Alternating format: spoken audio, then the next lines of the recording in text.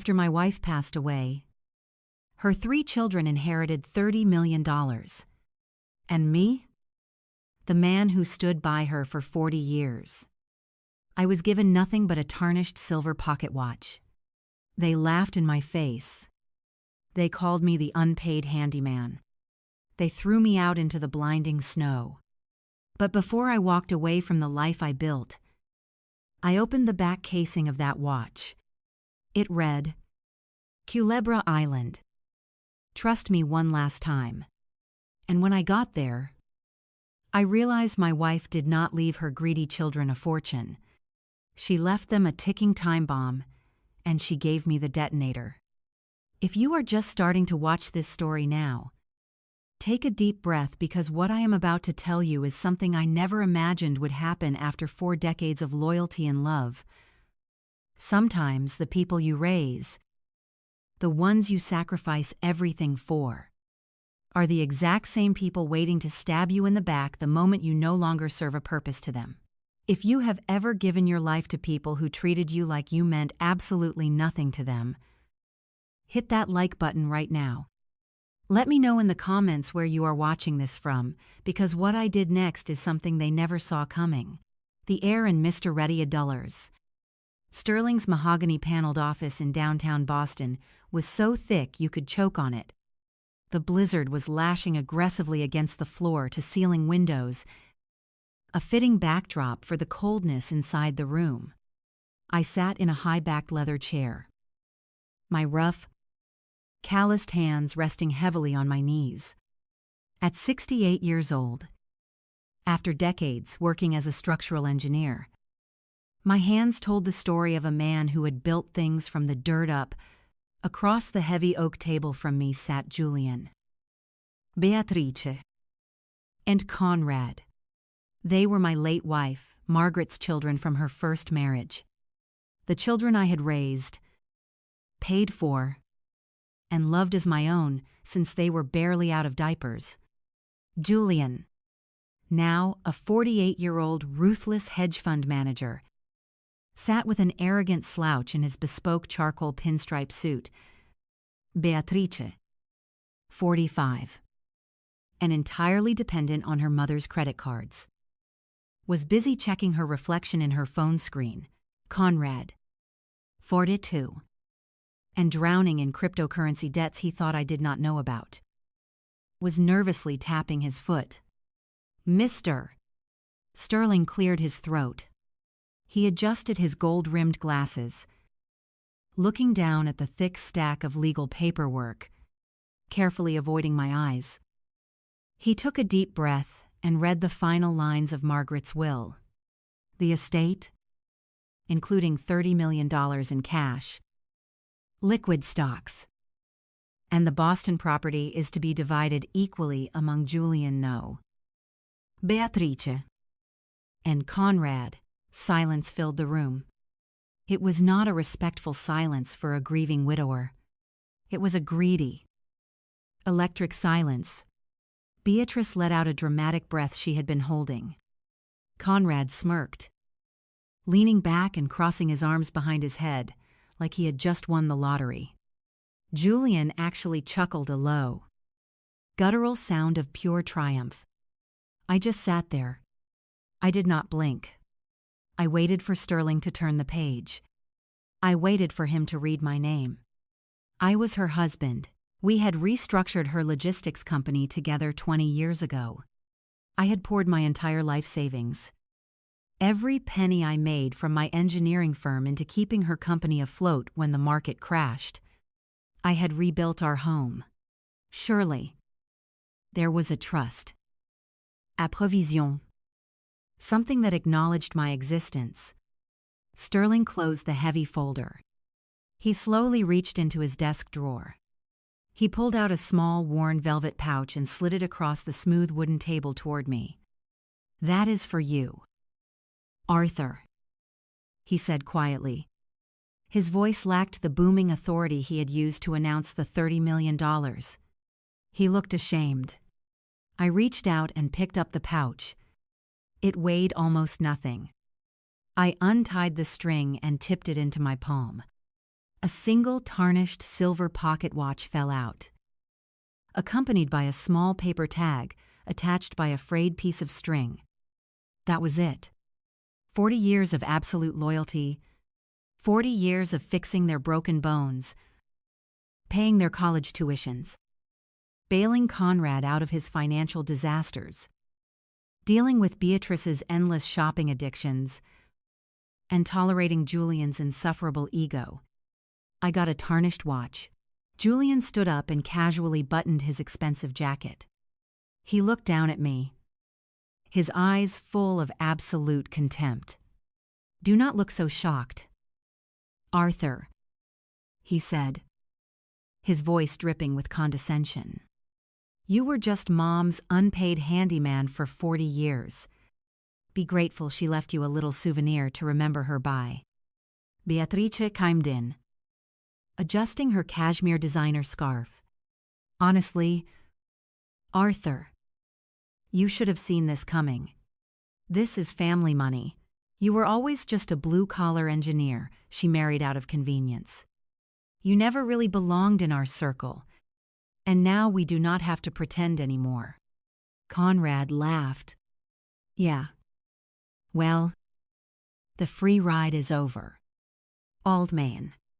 A hot flash of anger rose in my chest, a primal urge to reach across the table and show Julian exactly how much strength was left in these old hands. But I pushed it down. I am a man who measures twice and cuts once. I do not waste my energy yelling at fools. I looked at the three of them. I looked at the tailored suits and the expensive jewelry I had secretly helped finance when Margaret was too exhausted to deal with their demands. I closed my fist around the silver watch. The cold metal pressed deeply into my palm, the physical sensation grounding my racing mind. I refused to give them the satisfaction of a single tear or a broken voice. I just looked Julian dead in the eye and spoke softly. "You have no idea what it takes to build a life. Julian, you only know how to spend what others have built for you." Julian sneered, his face turning red. "Get out of the house by tonight. I am putting the Boston estate on the market tomorrow morning, and I want all your garbage gone. Do not make me call security to escort you off the property right now." I stood up, adjusting the collar of my worn wool coat. I turned my back on the $30 million and the three vultures picking at their mother's bones. I walked out of the mahogany office and stepped into the blinding Boston blizzard. I did not know it yet, but that little tarnished watch burning a hole in my pocket was about to unlock a secret that would shatter their entire world. And the empire Julian thought he just inherited was nothing but a fragile house of cards waiting for a strong gust of wind. The drive back to the house in the freezing snowstorm felt like a march to my own execution. Every mile that passed was a heavy reminder of the life I was being forced to leave behind. But I am not a man who breaks easily. I gripped the steering wheel of my old Chevy truck, the only vehicle in my name, and watched the windshield wipers struggle against the heavy sheets of snow. When I pulled up to the driveway of the estate, the house I had shared with Margaret for over 4 decades, my stomach tightened. I did not just live in this house. I resurrected it. When Margaret's business was failing 20 years ago, we had to lay off the maintenance staff. I was the one who climbed onto the steep roof in the dead of winter to fix the slate tiles. I was the one who reinforced the foundation when the soil started shifting. Every piece of mahogany, every brass fixture, every inch of drywall had my sweat baked into it. And now the sprawling multi-million-dollar home was completely dark, except for the harsh, glaring headlights of a luxury SUV parked crookedly across my driveway. Beatrice and Conrad had beaten me there. I stepped out of the truck, the icy wind immediately cutting through my thin wool coat. Before my boots even hit the first step of the porch, the heavy oak front door swung violently open. Beatrice stood there, her arms crossed, wearing a designer trench coat that probably cost more than my first truck. Behind her, Conrad was dragging 2 large canvas duffel bags across the polished hardwood foyer. My bags. The ones I used when I worked on the offshore rigs.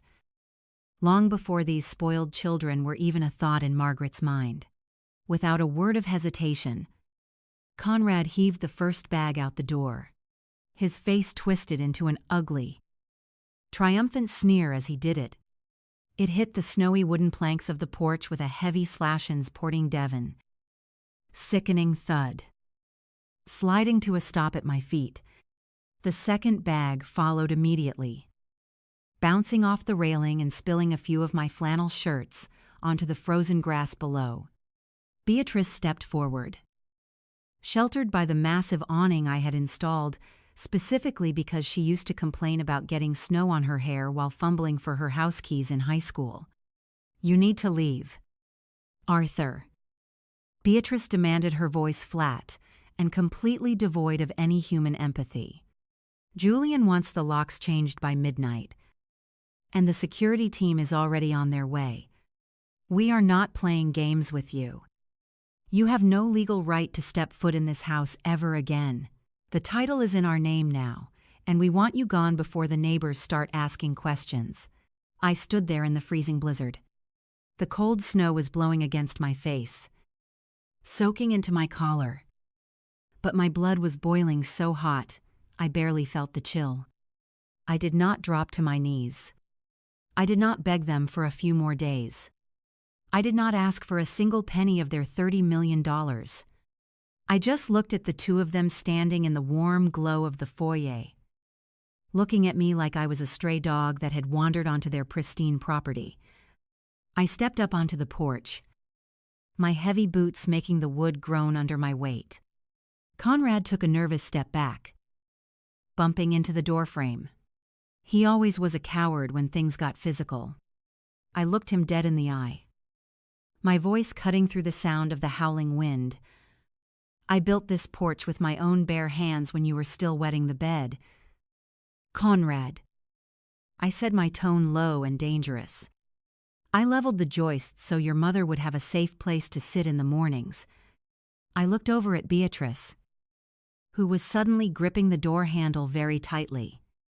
"And I paid for the expensive private college degrees you both failed out of." I continued, stepping closer. "When your mother wanted to cut you off for wasting her money on parties and designer clothes, I was the one who talked her down. I was the one who wrote the checks to cover your mistakes so you would not go to jail. Neither of them had a single word to say to that. The truth is a heavy thing, and they had spent their entire lives running from it." Beatrice's jaw tightened. Her eyes darted away from mine. Unable to handle the weight of her own guilt. "You are nothing but a memory now," she hissed, her voice trembling slightly. "Goodbye, Arthur." She stepped back inside and slammed the heavy oak door shut. I heard the deadbolt slide into place with a sharp metallic click. Then the porch light clicked off, plunging me into complete darkness. The snow seemed to fall even harder, punishing me for reasons I could not yet understand. I was entirely alone. Just a 68-year-old man standing in the freezing Boston snow with 2 canvas bags and absolutely nothing to my name. The cold began to seep into my bones. For a brief second, the exhaustion of 40 years of marriage washed over me. I reached into my coat pocket and pulled out the small velvet pouch Sterling had given me. I let the fabric fall away, leaving the tarnished silver pocket watch resting in my rough palm. I used my thumb to pry open the back casing of the watch. The metal was old, but Margaret's elegant handwriting was unmistakable, etched directly into the silver. I held it up to the faint flickering streetlight, squinting through the heavy falling snow, and carefully read the final words my wife ever wrote to me. "Culebra Island. Trust me one last time, Arthur." Below the words were precise geographic coordinates. I spent the rest of that night sitting in the damp cab of my Chevy truck, waiting for the sun to rise over Boston. I did not sleep. My mind was running through 40 years of memories, searching for the missing piece. Margaret was a tough businesswoman. She could be ruthless in the boardroom, but she was never cruel to me. Not once. She did not leave me a tarnished watch as a sick joke. I knew her better than anyone. She built an empire from the ground up, and she always had a contingency plan. That watch was a blueprint. I just had to read it. When the bank finally opened, I was the first person inside. I did not bother trying to access the joint accounts. I knew Julian would have already locked those down with his corporate lawyers. Instead, I walked up to the teller and pulled up my personal retirement account. It was a small fund I had quietly maintained from my early engineering days, holding just enough to cover a rainy day. I drained every penny. I walked out with enough cash to buy a one-way ticket to Puerto Rico. I drove straight to the airport, leaving my truck in the long-term parking lot with the keys sitting on the dashboard. I did not care what happened to it. I was not coming back to this city. The flight over the Atlantic Ocean was a surreal experience. I sat in the cramped economy seat, surrounded by families in bright floral shirts and excited vacationers. They were traveling toward paradise, carrying bags full of sunscreen and expensive cameras. I was traveling toward a mystery, carrying a silver watch and the heavy weight of a broken family. I stared out the small oval window for hours, watching the deep blue expanse of the ocean below. I trusted my wife. I trusted the woman who had held my hand through the darkest periods of our lives. If she told me to go to Culebra, I was going. When the plane touched down in San Juan, I immediately boarded a small puddle jumper to the island of Culebra. The thick tropical air hit me the second I stepped out of the tiny terminal. It was a stark contrast to the freezing Boston snow that still chilled my bones. I found a quiet bench near the docks and pulled out the pocket watch. The coordinates etched in the silver were completely off the grid. There were no paved roads leading to that side of the island. The only way to get there was by water. I walked up and down the wooden planks of a weathered marina until I found a local fisherman securing a battered fiberglass skiff. I showed him the coordinates and offered him $300 in cash to take me there. He looked at the money, then looked at my worn wool coat and tired eyes. He nodded slowly, untying the thick mooring lines without asking any unnecessary questions. The boat ride was rough. We hammered through the choppy coastal waves for over an hour, leaving civilization far behind us. The coastline shifted from populated sandy beaches to towering jagged limestone cliffs covered in dense dark green mangroves. The fishermen steered the small skiff expertly through the turbulent water, navigating around hidden coral reefs that could tear the bottom of a boat wide open. The isolation of the area was absolute. There were no power lines, no cell phone towers, no signs of human interference. Just the raw, untamed power of the Caribbean Sea crashing against the ancient rock. Eventually, the fisherman slowed the sputtering outboard motor. He pointed a calloused finger toward a break in the massive cliffs ahead. We drifted slowly into a hidden cove, and the violent waves instantly smoothed out into calm glass-like water. As we moved deeper into the bay, my breath caught in my throat. It was the most beautiful, untouched piece of land I had ever seen. Lush green foliage rolled down into a pristine bioluminescent lagoon. The water was a brilliant glowing turquoise, so clear I could see sea turtles gliding over the vibrant reef 30 feet below. But I was not looking for a vacation spot. I was looking for Margaret's final gift. I scanned the dense tree line, expecting to see a hidden luxury villa or a secure concrete bunker. Instead, my eyes locked onto a structure sitting right at the water's edge. It was a crumbling stone sugar mill. The roof was completely gone. The stone walls were bleached white by the harsh tropical sun, and the remnants of a wooden dock were sagging heavily into the water. It looked like it had been abandoned for a century. The fisherman killed the engine, letting the skiff slide gently onto the soft white sand. He looked at me with a confused expression, clearly wondering why an old man from the mainland had paid him to visit a pile of decaying rocks. I stepped out of the boat, the warm water soaking my heavy boots. I thanked the fisherman and told him I would not be needing a ride back. He tipped his hat and pushed off, the sound of his engine slowly fading away until I was left in absolute total silence. I walked slowly up the beach, my eyes tracing the lines of the ruined structure. At first glance, it was completely worthless. But I am an engineer. I do not just look at buildings. I always look very closely at the land they sit upon. The foundation of the mill was built on solid bedrock, not loose sand. The positioning was deliberate, commanding the entire narrow entrance to the bay. Whoever owned this tiny, dilapidated square of property essentially controlled access to the miles of untouched paradise stretching out behind it. I walked through the crumbling stone archway, testing the ground with my weight before shifting my balance. The stone was severely weathered, but the structural framing underneath was surprisingly solid. Margaret always appreciated good bones in a property. I stepped over the threshold, revealing a dark, dusty interior that smelled strongly of salt and dry earth. Just as I stepped inside, a sharp electronic ringing shattered the quiet isolation of the bay. I paused. It was the cheap prepaid burner phone I had purchased at a gas station near the Boston airport right before my flight. Only one person had that number, the estate lawyer Sterling. I reached into my coat pocket, pulled out the small plastic phone, and looked at the glowing digital screen.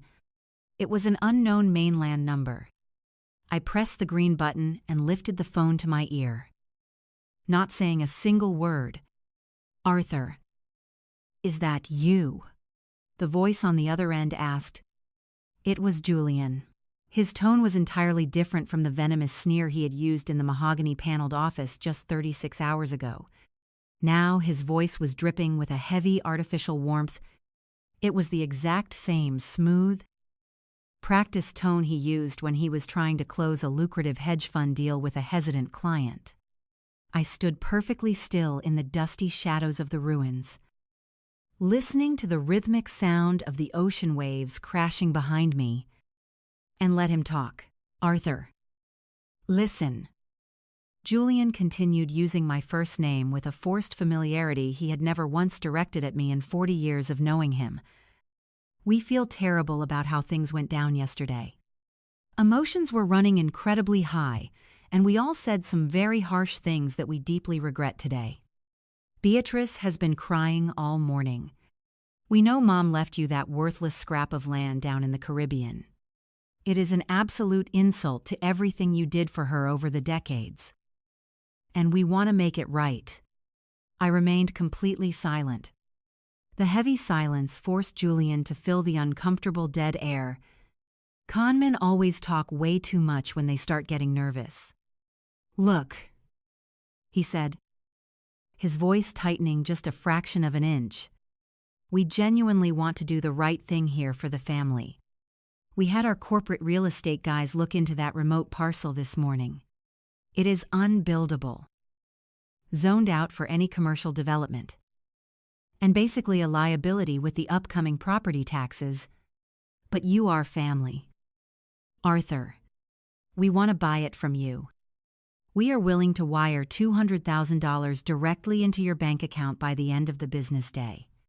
You can take that money, buy a nice little comfortable condo down in Florida, and retire peacefully. You will never have to worry about a single financial thing ever again. Just sign the property deed over to us, and my legal team will handle all the messy paperwork and transfer fees." My intuition immediately spiked. A cold, sharp clarity washed over my entire mind. I am an older man, but my mind is as sharp as a newly honed steel blade. Why would three incredibly greedy siblings, who had just inherited a massive $30 million estate and joyfully thrown me out into the freezing midnight snow, suddenly feel an overwhelming wave of generosity? Why would a ruthless hedge fund manager like Julian be desperate to spend $200,000 on a crumbling stone mill that he just claimed was unbuildable and a tax liability? The math did not add up. The plausible lie was rapidly crumbling under the heavy weight of its own convenience. They did not want to help me retire comfortably in Florida. They needed this land. They needed it desperately, and they needed it fast before I had the chance to figure out what I actually held in my old calloused hands. Margaret was a brilliant master chess player, and she had just handed me the most powerful piece on the entire board. The $30 million they inherited back in Boston was nothing but a glittering distraction. This ruined stone mill sitting quietly on the isolated edge of the Caribbean Sea was the actual grand prize. I took a slow, deep breath, inhaling the heavy, salty air of the island coast. I did not yell at him. I did not curse him out. I did not demand any explanations or answers to my silent questions. I simply pulled the cheap plastic phone away from my ear, looked down at the glowing digital screen, and pressed the red button to end the call. I turned the device completely off, ensuring it would not ring again, and slipped it deep back into my coat pocket. The profound silence of the secluded bay returned immediately, sounding much louder and infinitely more powerful than before. Let them sweat in their tailored suits. Let them wonder what the clueless old handyman was doing thousands of miles away.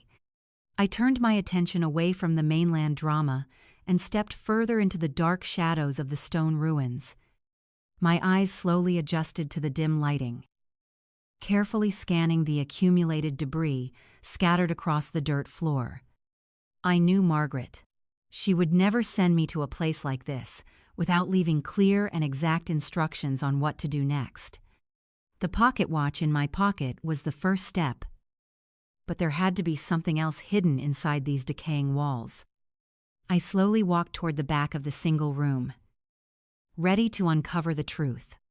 The dust motes danced in the shafts of sunlight that pierced through the gaps in the collapsed roof. I took my time letting my eyes adjust completely to the dim interior. As an engineer, I have spent decades walking through structural ruins. You learn to look past the surface decay and focus on the architectural skeleton. I ran my heavy boots over the dirt floor, feeling for any inconsistencies. I walked from the front entrance toward the back wall, stepping carefully over scattered pieces of fallen limestone. Near the back corner, right where the shadows were the thickest, I noticed a large rectangular stone block that looked slightly out of alignment with the rest of the wall. I knelt down, ignoring the ache in my knees, and brushed away a thick layer of sand and dried vines. Beneath the debris, the stone block had a faint, almost invisible circular indentation carved into its center. It was exactly the size of the silver pocket watch. I reached into my coat pocket and pulled out the tarnished timepiece. My heart beat a little faster in my chest. I pressed the silver watch directly into the circular indentation. There was a sudden magnetic click, a mechanism hidden deep within the stone activating. I pushed the heavy block, and it slid backward smoothly on hidden steel rollers, revealing a dark rectangular cavity underneath. Nestled in the stone foundation, protected from the salt air and high tides, was a heavy waterproof titanium lockbox. I grabbed the cold metal handle and pulled back. The heavy box slid out perfectly. I hauled it up onto a solid piece of fallen masonry. The latches popped open with a crisp snap. The lockbox was packed to the brim with neatly organized manila folders, thick stacks of legal documents, and large architectural blueprints. I pulled out the first folder, which was labeled with Margaret's pristine handwriting. It simply said, The truth behind the empire. I sat down on the dusty stone floor, crossing my legs like I used to do on job sites 40 years ago, and began to read. The first documents were environmental surveys commissioned by Margaret over a decade ago. They were incredibly detailed, mapping out the biological structure of the coastal region. This dilapidated plot of land did not just sit on a rock. It sat directly on top of the only navigable channel leading into the bioluminescent bay. Whoever controlled this exact piece of land controlled the entire aquatic ecosystem behind it. I unrolled a massive surveyor map and studied the property lines. Because of the steep limestone cliffs surrounding the bay, this specific quarter-acre of land held exclusive coastal access rights for miles in either direction. I pulled out a second folder. This one contained confidential correspondence between Margaret's corporate lawyers and a massive international resort conglomerate. The letters detailed an aggressive billion-dollar development plan to turn the untouched bay behind the mill into a sprawling luxury eco-resort. But the developers had a massive problem. They could not build a single hotel room, pump a single drop of water, or lay down a single access road without owning this exact piece of land. Margaret had quietly purchased the plot decades ago, locking down the choke point. She held the monopoly over the water and access. My eyes scanned the final document in the folder. It was an official commercial appraisal of the land updated just 3 months before Margaret passed away. The number printed at the bottom of the page made the breath catch in my throat. $60 million. I sat there in the silence, staring at the typed zeros. $60 million. This was not a worthless scrap of land. This was the crown jewel of Margaret's empire. The $30 million she left to Julian, Beatrice, and Conrad back in Boston was pocket change compared to the immense power held in this single lockbox. Suddenly, the frantic phone call from Julian made perfect sense. He was the hedge fund manager. He had access to her recent financial inquiries. He knew exactly what this land was worth. And he knew the resort conglomerate was desperate to acquire it. He had tried to buy it from me for $200,000, hoping I was just a clueless, grieving old man who would take the first offer thrown my way. He thought he could steal millions from me with a single phone call. He thought I was stupid. Allo? Dry chuckle escaped my lips. Echoing off the stone walls, Margaret, you absolute genius. I whispered to the empty room. She knew her children were greedy, shallow, and entirely ruthless. She knew they would throw me out the moment her heart stopped beating. So she set a trap. She gave them the flashy wealth to keep them distracted and arrogant. But she handed me the ultimate leverage. She trusted me because I was the only person in her life who knew how to build a strong foundation. And I was the only one who knew exactly how to tear a corrupt one down. I placed the documents back into the lockbox and sealed it. The game had completely and entirely changed. I was no longer the helpless victim in the snow. I carefully pushed the titanium box back into the cavity and slid the heavy stone block back into place, sweeping a thin layer of sand over the seams to hide the cracks. My mind was racing with possibilities, but my body was suddenly heavy with exhaustion. The adrenaline that had carried me across the Atlantic Ocean was beginning to fade, replaced by a deep, gnawing hunger and a thirst that the humid tropical air only made worse.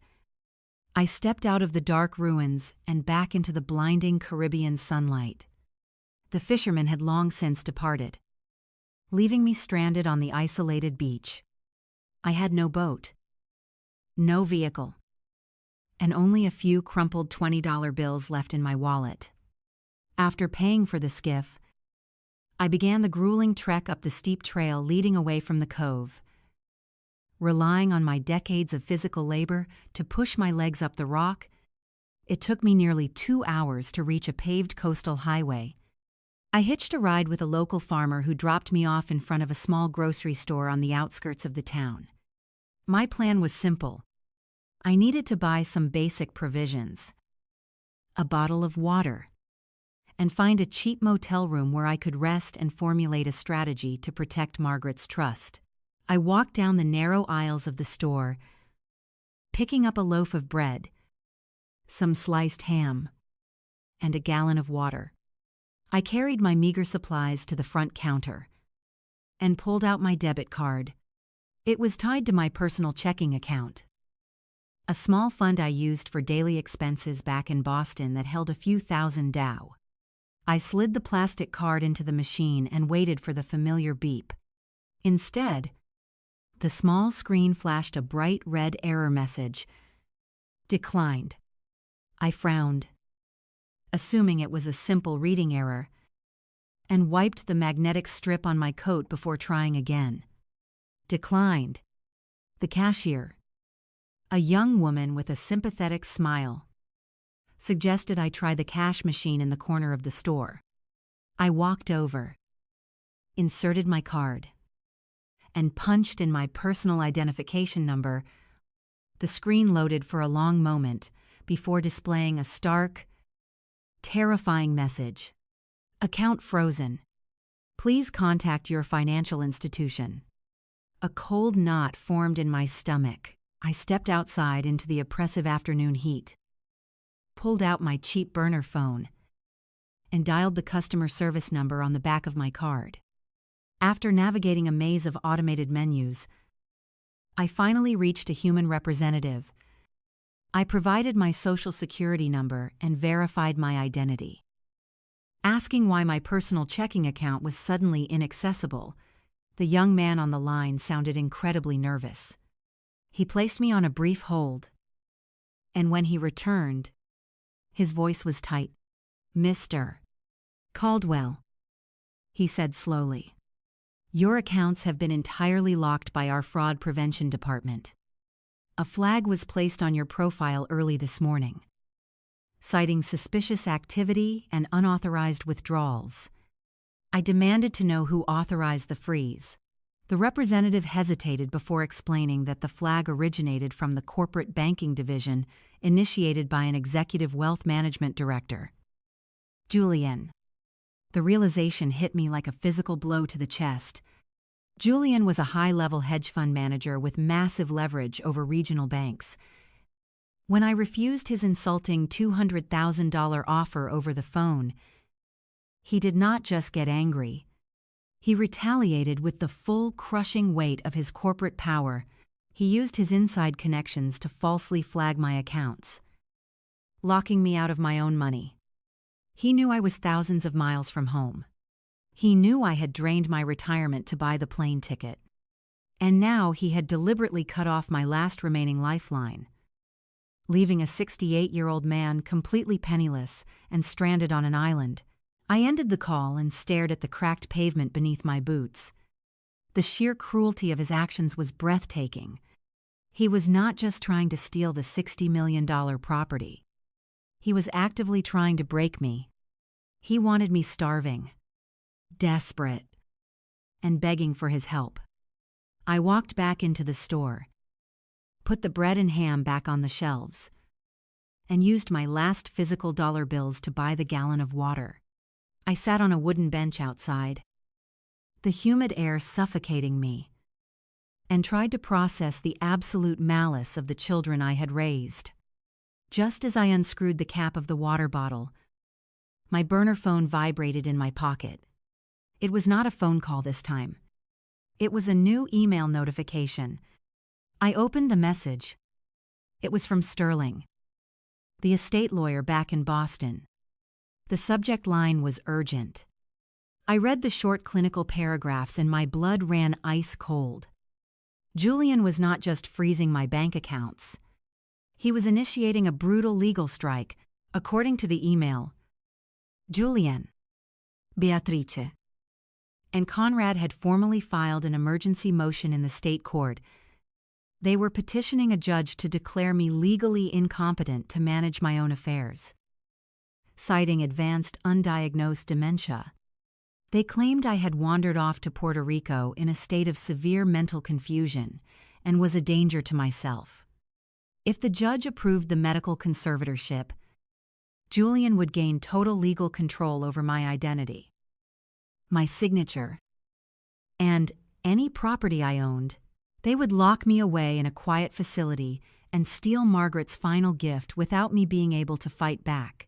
I sat alone on the wooden bench in the fading island's sunlight, feeling the heavy weight of the trap closing around me. I was broke, stranded on the island and rapidly running out of time. I read the email 3 times, the harsh sunlight glaring off the screen of my cheap phone. Medical conservatorship. Dementia. Julian was trying to erase my legal existence. He wanted to strip away my rights, lock me in a sterile room, and take the $60 million property right out from under me. Panic is a luxury I have never been able to afford. When a roof starts to cave in, you do not sit down and cry. You find a support beam. I forced myself to stand up from the wooden bench, my knees aching in protest. I slung my worn wool coat over my shoulder and began walking down the dusty shoulder of the coastal highway. My mind raced back to the documents inside the lockbox. Among the environmental surveys and the corporate letters, there was a single manila folder containing legal correspondence. The letters were signed by a local attorney here in Culebra. His name was... Margaret had trusted him to handle the quiet acquisition of the Choke Point property decades ago, bypassing the massive mainland law firms that Julian now controlled. If there was anyone on this island who understood the true gravity of the situation, it was him. I walked for nearly an hour under the unforgiving tropical sun before an old, rusted pickup truck rattled to a halt beside me. The driver was a local farmer with a weathered face and a bed full of plantains in the back the day. I climbed into the passenger seat, my boots resting on a floorboard covered in red dirt. I gave him the address I had memorized from the documents.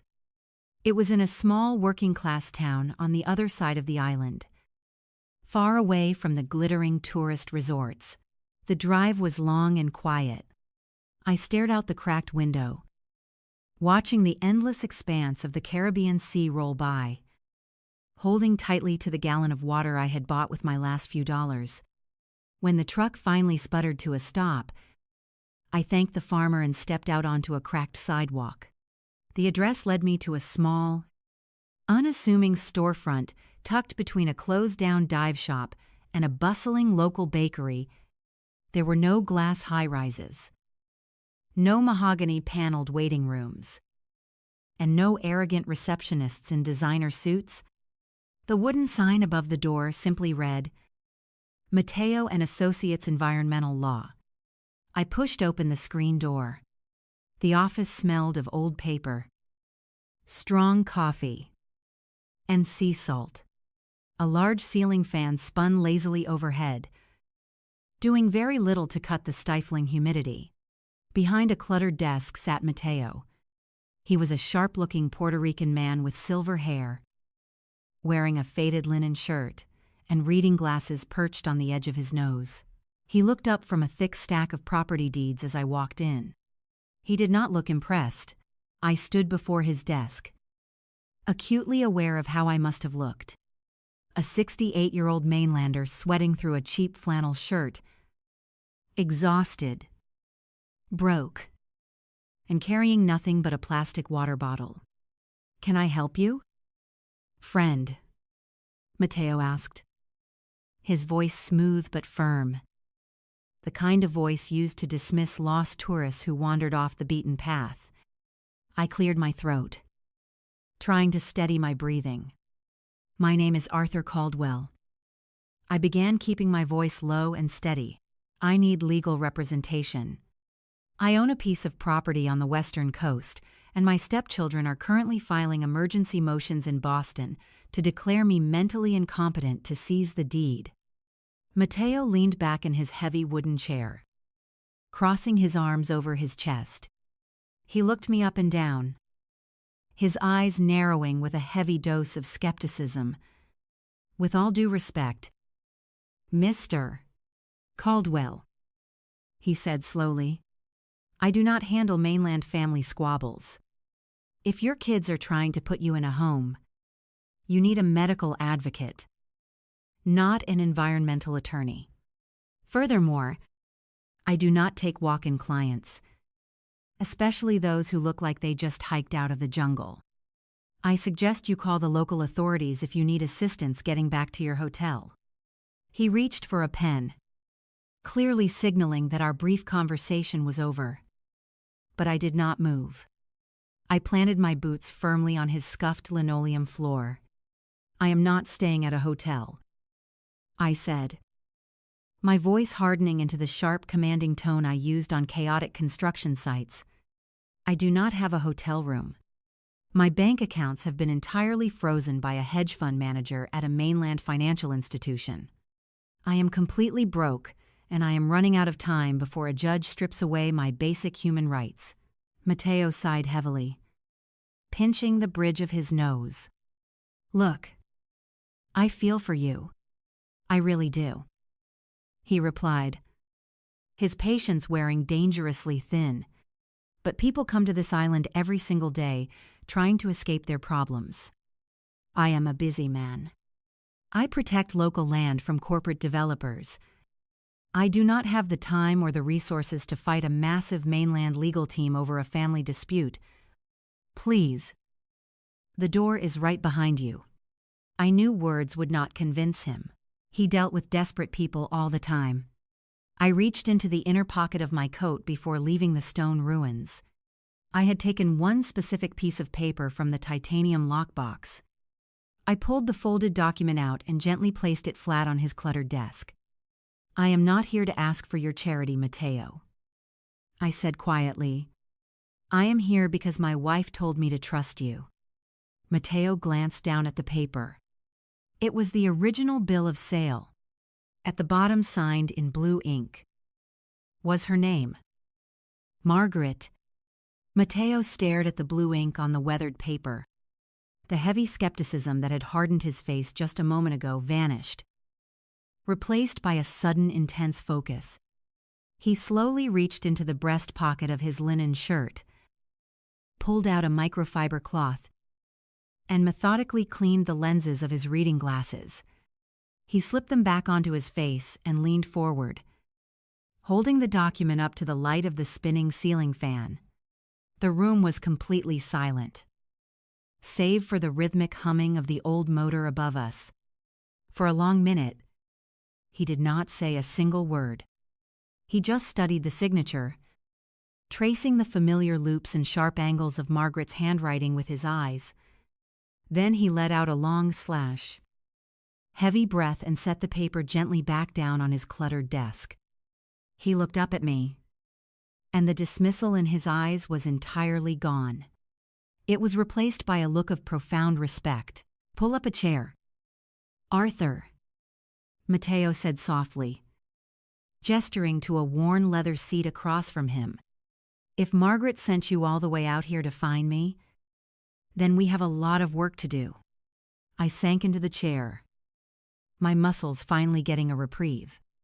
I reached into my coat and pulled out a few more folded documents I had brought from the hidden lockbox. Sliding them across the desk, I told him about the $30 million handed to Julian, the tarnished watch, the eviction in the freezing snow, and the financial blockade launched to starve me out.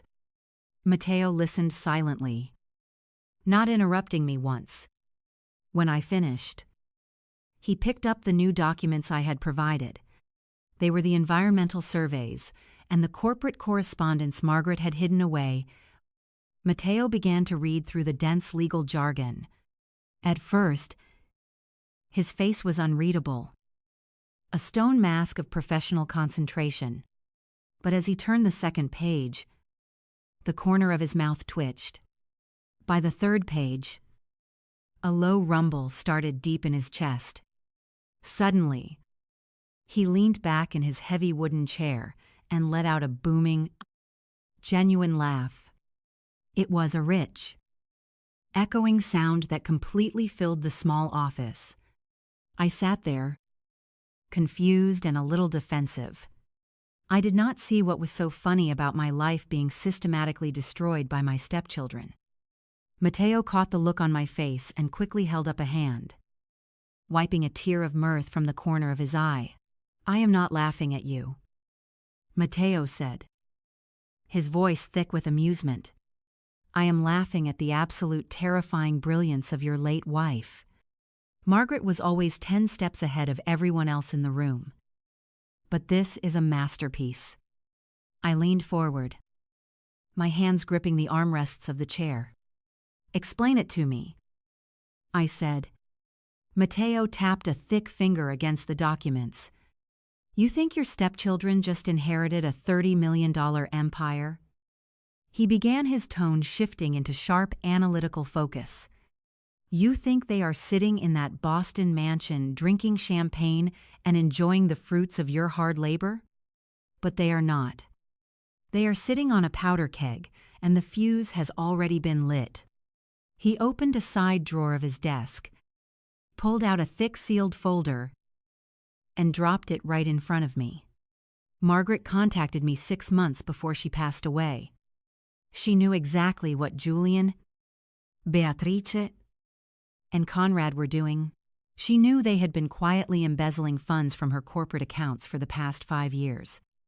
Julian was using shell companies to funnel money into his high-risk hedge fund investments. Conrad was draining the liquid assets to cover his massive cryptocurrency debts, and Beatrice was maxing out lines of credit tied directly to the company equity. I stared at the folder in disbelief. "Margaret knew?" I asked, my voice barely above a whisper. "Why did she not fire them? Why did she not call the police?" Matteo smiled a grim, knowing smile. "Because she knew that if she confronted them directly, they would just tie her up in endless corporate litigation, dragging her name through the mud while she was dying. So, she chose a much more permanent solution. She let them think they were getting away with it. But while they were stealing, Margaret was secretly restructuring the entire estate." Matteo leaned in close, his voice dropping to a serious, hushed tone. "That $30 million inheritance is a complete illusion. Arthur, the Boston estate and the corporate portfolios are heavily leveraged. There are massive hidden debts attached to every single asset she left them. But that is not the best part." He tapped the folder again. Margaret quietly gathered every single shred of evidence proving their embezzlement, wire fraud, and severe tax evasion. And then she anonymously forwarded the entire portfolio to the Criminal Investigation Division of the Federal Bureau of Investigation and the Internal Revenue Service. My heart pounded against my ribs. "The federal government," I whispered. Matteo nodded slowly, letting the gravity of those words sink in. "The federal government has been conducting a covert criminal investigation into Julian, Beatrice, and Conrad for the last 4 months. They are just waiting for the estate to formally clear probate, which happened yesterday when Mr. Wonnen and Gradis Sterling read that will. By accepting the inheritance, your stepchildren legally accepted all the attached liabilities and the fraudulent corporate structures. Margaret did not leave them a fortune. Arthur, she left them a ticking time bomb, and they eagerly strapped it right to their own chests. They threw you out of the house because they thought you were a liability. In reality, she left you out of the will to completely protect you from the federal fallout. She gave them the poisoned chalice. And she gave you the one asset that is clean, unencumbered, and worth more than all their stolen money combined. This $60 million choke point property in Culebra. I sat back in the worn leather chair, the profound gravity of Matteo's words settling over my shoulders like a heavy, suffocating wool blanket. The massive $30 million inheritance was nothing but an elaborate, glittering mirage. Margaret had essentially handed her greedy children a lit stick of dynamite and calmly told them it was a solid gold candle. But the $60 million property, the very piece of ruined land I had just walked across hours ago, was completely real. It was free. It was clear. And according to the documents resting on the desk, it belonged entirely to me. I looked down at the weathered bill of sale, tracing my late wife's signature with my tired eyes. The sheer magnitude of her protective foresight brought a sudden fierce tightness to my chest. She had deliberately shielded me from the brutal federal investigation and simultaneously handed me the ultimate weapon to defend my own life. Matteo did not give me too much time to dwell on the deep emotional weight of this incredible revelation. He spun his heavy wooden chair around with surprising agility and cracked open a thick silver laptop resting on a cluttered side table. His fingers flew across the keyboard with the rapid practice speed of a man who spent his entire life hunting down buried secrets. If your stepson is desperate enough to try and declare you medically incompetent from across the ocean, Matteo muttered, his dark eyes glued to the glowing screen, then he is operating on a very tight and very dangerous timeline. People simply do not launch emergency medical conservatorships on a Sunday evening, unless they have an immediate massive financial gun pointed directly at their own heads. Let us see exactly what Julian is hiding behind that arrogant custom-tailored suit of his. Matteo navigated through a complex series of encrypted local property databases, commercial registries, and confidential land transfer portals.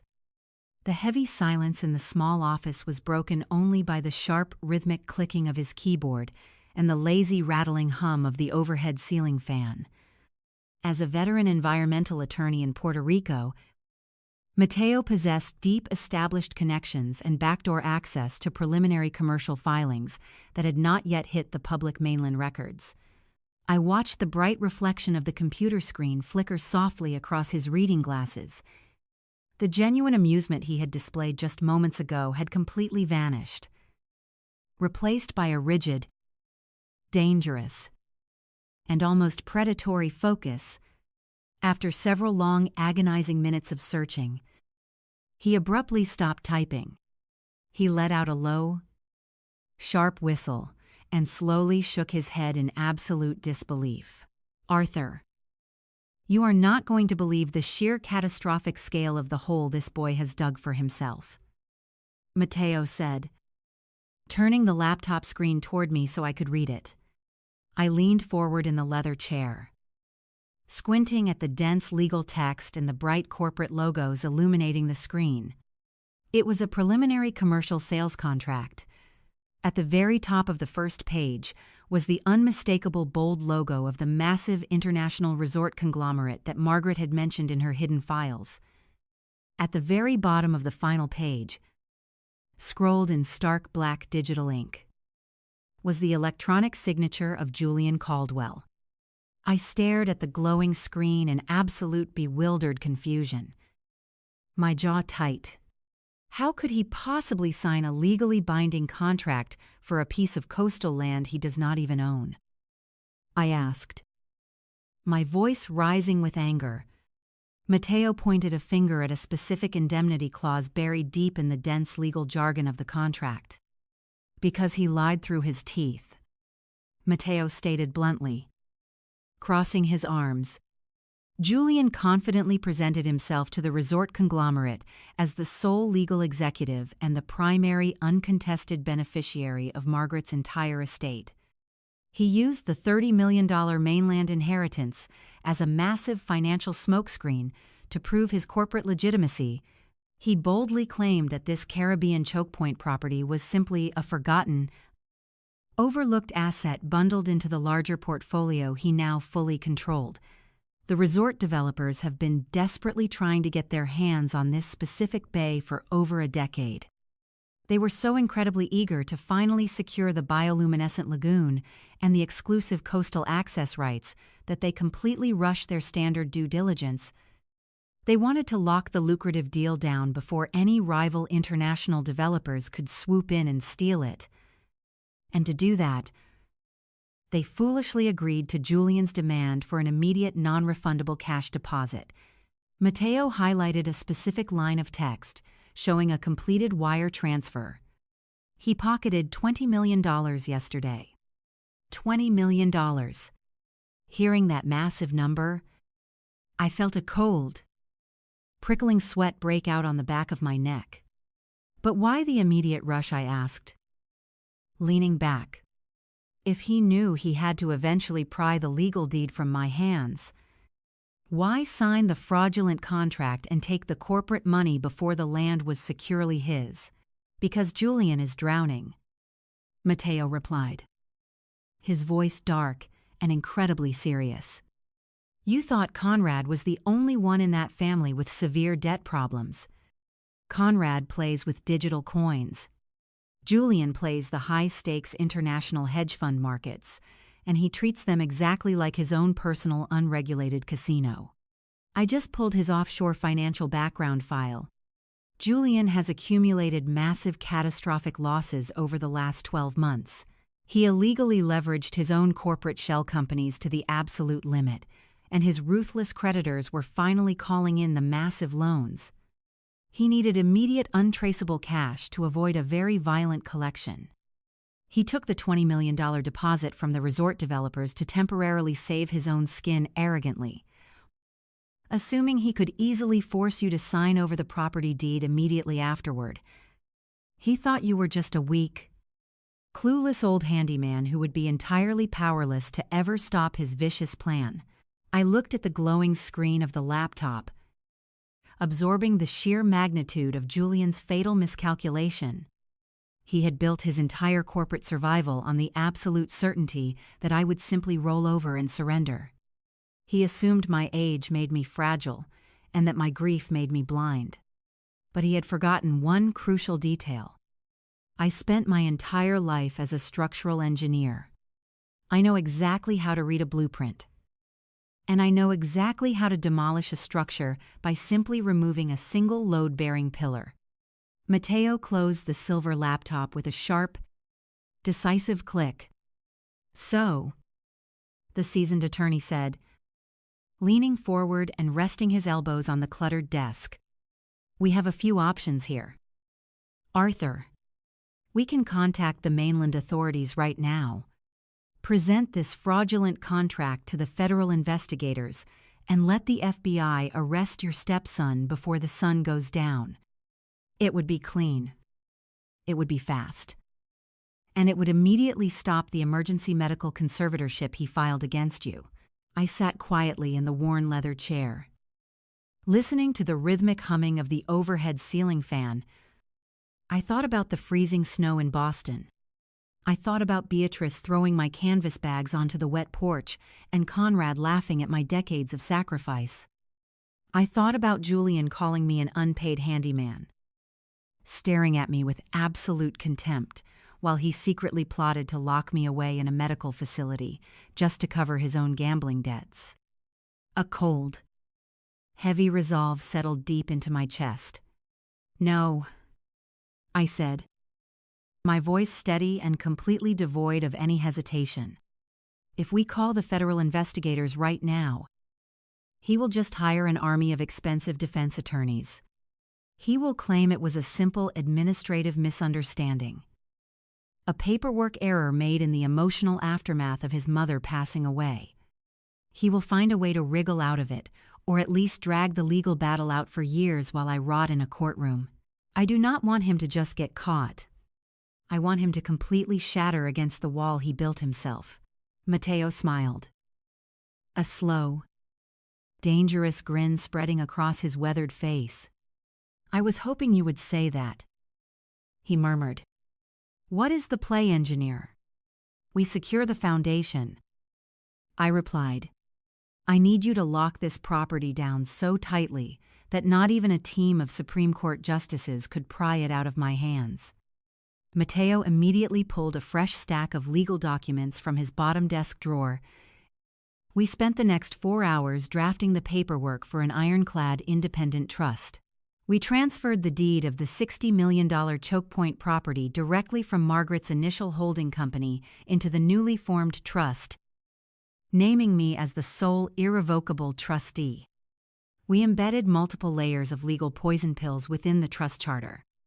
If anyone, including a mainland judge, attempted to force a sale or transfer ownership through a medical conservatorship, the property would automatically be donated in its entirety to the Puerto Rican Conservation Trust. It was an unbreakable legal fortress. By the time we stamped the final signature page, Julian's fraudulent contract with the resort developers became absolutely worthless paper. He had sold them a phantom property. Mateo kindly advanced me a few hundred in cash from his own pocket to get me through the next couple of days. I thanked him, shook his hand, and walked out of the quiet law office with a renewed sense of vicious purpose. But the legal trap was only half of the equation. Julian and his siblings were still coming for me. They would not just accept defeat from a distance, they would fly across the ocean to intimidate me in person, relying on their usual tactics of aggressive bullying and physical threats. I needed undeniable concrete proof of their extortion, recorded right here in the jurisdiction of Culebra. I walked down the street to a local hardware and electronics supply store. I used Mateo's loan cash to purchase 4 high-definition battery-powered outdoor security cameras, a set of digital audio recorders, and a few basic hand tools. I caught a ride back to the isolated western coast with the same farmer from earlier. Arriving at the hidden bay just as the sun began to dip below the horizon, painting the sky in deep shades of purple and burnt orange, I stepped back into the ruined stone mill. But this time I did not see a decaying structure. I saw a soundstage. I spent the entire evening working by the light of a small camping lantern. My old hands moved with practiced mechanical efficiency. I mounted the first hidden camera high up in the stone archway, angling the wide lens to cover the entire front entrance and the center of the dirt floor. I tucked a second camera beneath the rotting eaves of the dock, perfectly positioned to capture the faces of anyone approaching from the water. I strategically placed the digital audio recorders inside hollow bricks and behind a stack of fallen limestone in the corner. I tested every single device, ensuring the red recording lights were covered with black electrical tape and the microphones were picking up even the softest whispers. By midnight, the dilapidated mill was fully wired. I sat down on a large stone block, leaning my tired back against the solid wall, and listened to the ocean waves crashing gently against the shore outside. I was no longer a stranded, broke man running from a powerful mainland family. I was a predator sitting patiently in the dark, waiting for the arrogant wolves to wander blindly into my territory. The morning sun rose over the isolated bay, casting peaceful shadows across the sand. I sat on a weathered stone block in the center of the ruins, nursing a bottle of water. My prepaid phone sat silently next to me. I knew they were coming for me sooner rather than later. The sudden silence from Julian after his hostile maneuver with my bank accounts was the loudest warning sign. Bullies do not just retreat when their first punch fails. They regroup, escalate, and try to overwhelm you with sheer force. I had spent my career managing volatile construction sites, dealing with corrupt inspectors and aggressive suppliers. I knew how to read the tension before a structure collapsed. The air in the mill was thick with that exact tension. I checked the hidden cameras one last time from the monitor Mateo provided, ensuring feeds were recording directly to the secure cloud server. The red lights were completely concealed. Everything was perfectly in place. Around 10 in the morning, the profound silence of the cove was finally broken. It started as a distant hum echoing off the jagged limestone cliffs, quickly growing into the deep roar of a high-powered marine engine. I did not move from my seat. I simply turned my head toward the archway and watched.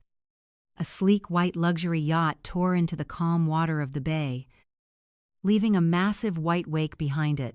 It was completely out of place in this untouched paradise and a mechanical intrusion into the sanctuary.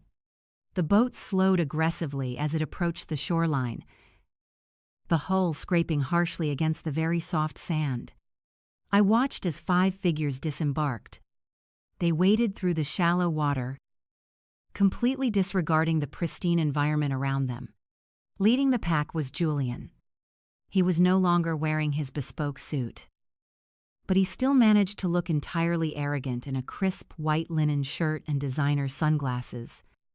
His face was twisted into an ugly sneer of pure determination. Right behind him was Beatrice, struggling to walk in the sand while complaining loudly about the humidity ruining her expensive shoes. She was clutching a large designer handbag like a shield, looking around the wild beach with absolute disgust. Conrad followed closely, sweating profusely, checking his phone and looking nervously over his shoulder, but they had not come alone. Flanking the 3 siblings were 2 massive men, dressed in identical black tactical shirts and cargo pants. They were private security guards. Hired muscle, brought all the way from the mainland to do the heavy lifting. They moved with a stiff, practiced aggression, scanning the tree line and the dilapidated stone mill. Julian had clearly run out of patience and legal maneuvers. He was reverting to raw physical intimidation. He thought that bringing armed thugs to an isolated island would finally break the stubborn old man. I took a slow sip of my water, feeling the cool liquid steady my nerves. My heart was beating with a slow, heavy rhythm. I was not afraid of them. I was disgusted by them. 40 years of my life, my sweat and my love had been poured into those 3 children. And this was the culmination of their character. They were marching up the beach to terrorize a 68-year-old widower simply because their own boundless greed had backed them into a deadly corner. Julian pointed a sharp finger directly at the ruins. Barking an order to the 2 security guards, the massive men nodded and began marching purposefully up the slight sandy incline, their heavy boots crushing the delicate coastal vines. Julian, Beatrice, and Conrad followed a few steps behind, safe behind their wall of hired muscle. I remained perfectly still on the stone block. I did not reach for a weapon. I did not stand up to brace the archway. I just let them come. The heavy footsteps hit the stone entryway. A massive shadow fell over the front opening, completely blocking out the bright morning sun. There was no polite approach. There was no announcement. There was only a sudden explosive violence. The lead security guard raised his combat boot and kicked the rotting wooden remnants of the old door with terrifying force. The rotting wood splintered instantly. He kicked it a second time, and the swollen hinges completely tore away from the stone frame with a deafening crack. The heavy wooden pieces flew inward, crashing violently onto the dusty dirt floor and kicking up a thick cloud of dust. The 2 guards immediately stepped through the ruined archway, their hands resting aggressively on their tactical belts. Filling the small space with their massive frames, they scanned the dim interior, fully expecting to find a cowering, terrified old man begging for mercy. Instead, the thick dust settled to reveal me sitting calmly on the stone block, my hands resting lightly on my knees. I did not flinch when the door exploded inward. I did not break eye contact. Julian stepped over the shattered remains of the wood, flanked by Beatrice and Conrad. The arrogant smirk had returned to his face, fueled by the sheer adrenaline of the violent entry. He took off his expensive sunglasses and stared at me, his chest heaving slightly. He looked incredibly proud of himself, completely unaware that he had just crossed a legal line from which he could never return. Every single second of his violent intrusion, The destruction of the property and the physical intimidation had just been captured in crystal clear, high-definition video and audio. The snare had not just closed. It had locked permanently. Now it was my turn to finally spring the trap wide open. I looked right at him, waiting for his opening move. Julian stood over me, casting a long dark shadow across the dirt floor. He reached inside his crisp white linen shirt and pulled out a sleek leather checkbook. With a flick of his wrist, he produced a pre-written check and slammed it down right onto the stone block next to me. The piece of paper fluttered slightly in the humid breeze before settling on the stone. I did not need to pick it up to read the bold numbers printed across the center. It was a cashier's check made out to me for $2 million. "Look at that piece of paper, Arthur," Julian demanded, his voice echoing in the small, dusty space. "That is a 2 with 6 zeros behind it. That is more money than a washed-up blue-collar engineer like you has ever seen at one time in his entire miserable life. All you have to do is take a pen, sign the property transfer documents I have in my bag, and you can walk away from all of this. You can take that money, buy a decent little house somewhere quiet, and live out your final few years without starving to death." I did not touch the check. I kept my hands resting flat on my knees, my eyes locked directly onto his. My silence seemed to irritate him. The arrogant smirk on his face began to slip, replaced by a tight, aggressive grimace. He leaned forward, planting both of his hands firmly on the stone block. "Do not play tough with me, old man," Julian sneered, leaning closer so I could smell the expensive cologne radiating off his skin. "You do not have a choice anymore. I froze your pathetic little bank accounts. I initiated the medical conservatorship back in Boston. You have absolutely no money, no legal standing, and no way off this island. You sign the deed right now, or we get back on that boat and leave you here to rot. Nobody cares about you. Nobody is coming to save you. You are completely alone, and if you stay here, you will die alone." As he delivered his vicious ultimatum, Beatrice stepped forward from the ruined archway. She held her expensive smartphone up. The camera lens pointed directly at my face. The small red recording light on her screen was blinking steadily. She was not just documenting the moment for her own twisted amusement.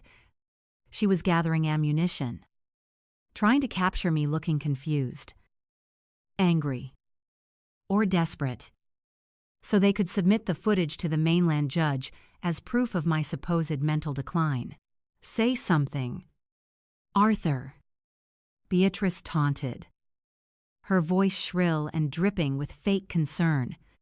"Tell the camera how confused you are. Tell everyone how you wandered all the way out to Puerto Rico because you forgot where your actual home is. It is okay to admit that your mind is failing.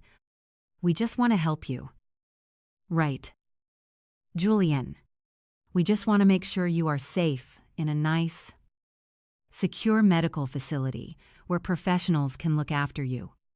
She stepped closer, circling the block like a vulture, keeping the phone lens mere inches from my face. I could see my own reflection in the dark glass of her screen.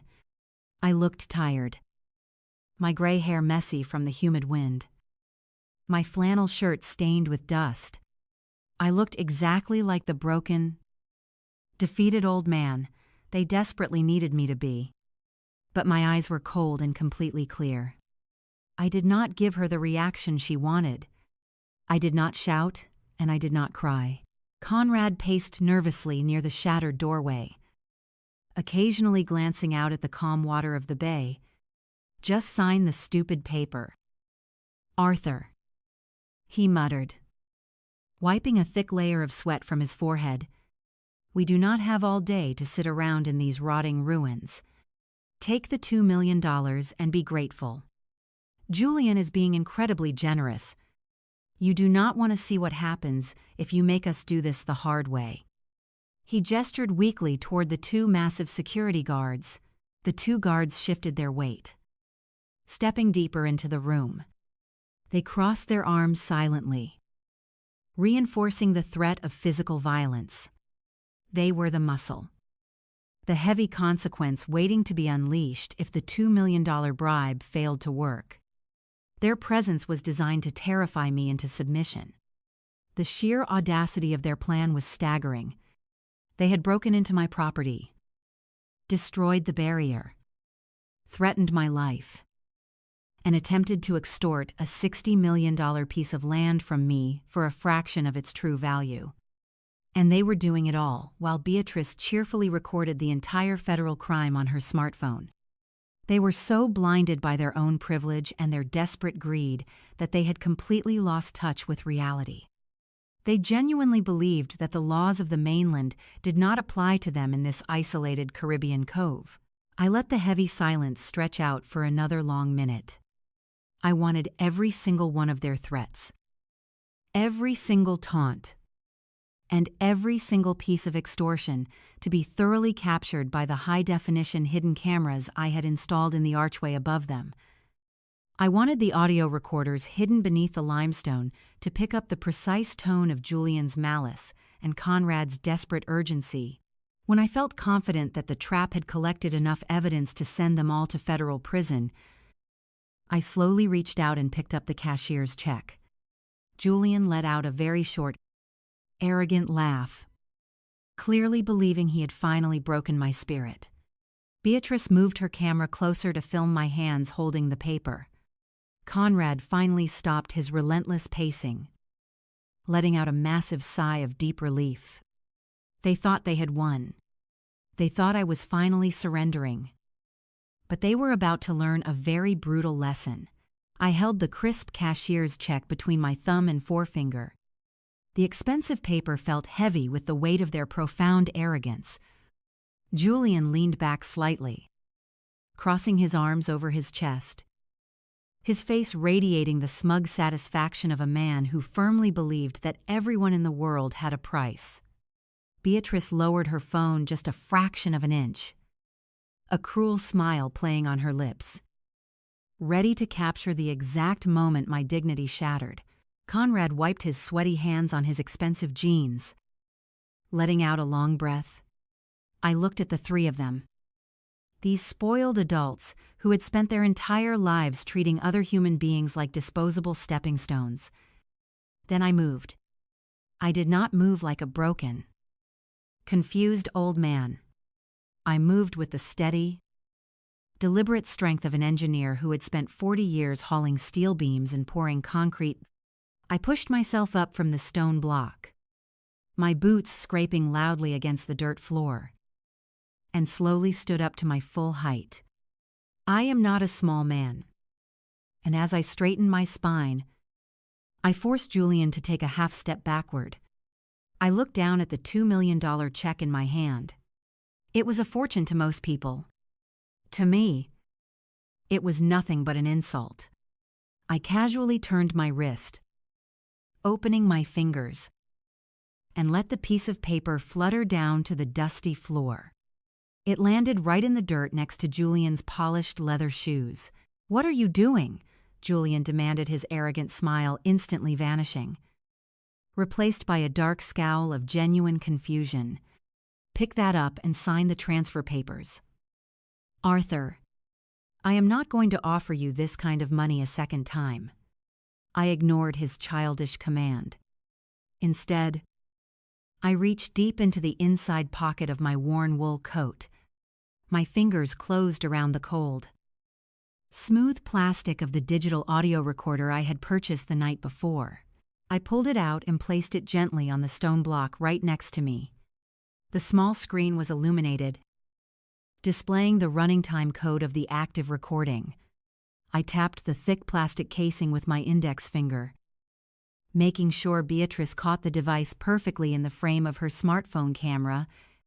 I looked directly into the dark lens of her phone, ensuring my voice was steady, clear, and absolutely undeniable. This entire conversation, including your threats to abandon me on this island. And your blatant attempt to extort a signature through physical intimidation has been recorded on multiple hidden devices," I said smoothly, "and it is actively uploading to a secure off-site server maintained by my attorney." Beatrice gasped, her perfectly manicured hands trembling so badly that the phone nearly slipped from her grip. She frantically tapped her screen, ending her own video, her face turning pale. Conrad stumbled backward, his back hitting the stone wall of the ruins. Panic set in. But Julian was too blinded by his own towering ego to understand the trap he had just walked into.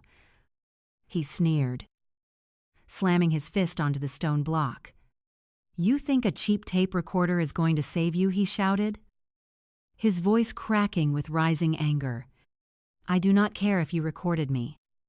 You are still a broke, senile old man. I have the power of attorney paperwork filed in Boston. I am going to take this land from you. Whether you sign that deed or not, you cannot stop me." I stared at him, letting his desperate rage echo through the small stone mill. My voice was calm and freezing cold when I finally responded. "You cannot sell what you do not own. Julien, you committed federal wire fraud." The words hung in the humid tropical air, heavy and lethal. Julien froze. The color drained from his face, his arrogant posture collapsing inward. He opened his mouth to speak, but no sound came out. He knew exactly what those words meant. He knew I had seen behind his elaborate corporate smokescreen. Without breaking eye contact, I reached over to the heavy titanium lockbox sitting on the floor beside the block. I unlatched the top, pulled out the thick stack of legal documents Matteo and I had finalized just yesterday, and threw them onto the stone surface. The heavy bundle of papers hit the rock with a loud, authoritative slap. "Those are the finalized documents for an ironclad independent trust," I explained, my voice cutting through the heavy silence like a steel blade. "This entire property, the land, the bioluminescent bay access, and the exclusive coastal rights has been fully transferred into this trust. I am the sole irrevocable trustee. The deed is locked away behind layers of legal protection that you can never penetrate. And if a mainland judge ever attempts to strip my rights through your fraudulent medical conservatorship, the trust automatically donates every single inch of this property to the Puerto Rican Conservation Trust. You get absolutely nothing." Julien stared at the legal documents, his eyes wide with absolute horror. He reached out with trembling hands and flipped to the signature page. Seeing the official stamps and the dates, it was done. It was finalized before he even stepped foot on the island. "You took a $20 million non-refundable deposit from an international resort conglomerate." I continued stepping around the block until I was standing inches away from him. "You signed a commercial contract promising them land you never possessed. You lied to federal regulators. You lied to the developers. And you tried to cover your massive hedge fund losses with stolen money. The $2 million check on the floor is useless. Your power of attorney is completely worthless. You are entirely trapped. Julien, you brought a team of bodyguards to force my hand. But all you did was deliver yourself straight to the federal authorities. You lost the entire game. Everything you worked for is gone." The heavy silence in the room was absolute, and Julien stared at the legal documents as if they were venomous snakes. The color completely drained from his face, leaving a pale shade of gray. His mouth opened and closed silently, struggling to dismantle the reality I had just built around him. But before he could formulate a single lie, a sharp, piercing sound cut through the tense air of the ruined stone mill. It was Conrad's cell phone. The upbeat ringtone echoed awkwardly in the suffocating silence. a jarring contrast to the devastation unfolding. Conrad jumped, his hands shaking as he pulled the device from his jeans. He looked at the screen, his eyes widening in pure terror. "It is Sterling," he whispered, his voice cracking with panic. "Why is the estate lawyer calling me right now?" "Answer it," I said softly, my voice perfectly calm. "You do not want to keep the messenger waiting." Conrad swiped the screen with a trembling thumb and pressed the phone to his ear. "Hello?" he stammered. He did not say another word. For a long, agonizing minute, Conrad just listened. I watched the physical transformation take hold of him. His knees buckled, his shoulders slumped, and cold sweat broke out across his forehead. His breathing became erratic. "Oh my God," Conrad gasped, his voice barely a squeak. "What do you mean they took everything?" Before Conrad could even process the horrific news, Beatrice's smartphone erupted in her hands. The sudden noise made her scream. Dropping the device onto the dusty floor, she scrambled to pick it up, her perfectly manicured fingernails scraping against the dirt. It was her personal wealth manager. She put the phone on speaker, her hands shaking uncontrollably. "Beatrice, you need to listen to me very carefully." A panicked voice crackled through the small speaker. "The federal authorities just raided the Boston estate. The Federal Bureau of Investigation and the Internal Revenue Service are currently tearing the house apart. They have seized all the corporate computers, frozen all the bank accounts, and locked down the entire $30 million estate." Beatrice let out a breathless sob, pressing her hand over her mouth. "No, that is impossible," she cried. "That is our money. Mom left that to us. It was never your money." The wealth manager shouted over the speaker, the sound of sirens blaring faintly in the background of his call. "The entire corporate portfolio is heavily leveraged and under federal investigation for massive tax evasion and wire fraud. And Beatrice, it gets worse. The resort conglomerate just contacted the firm. They discovered the Culebra property deed was transferred to an independent trust before the commercial contract was ever finalized. They know Julian sold them a phantom property. They are pressing immediate federal criminal charges for the stolen $20 million deposit. You are completely ruined. All of you do not return to Boston. You need to hire criminal defense attorneys right now." The line went dead. The silence that followed was heavy and completely final. Their destruction had arrived not by my hand, but by the relentless machinery of federal law. They had spent years plotting, entirely unaware their mother had laid the groundwork for their ruin. Conrad dropped his phone. It hit the dirt with a dull thud.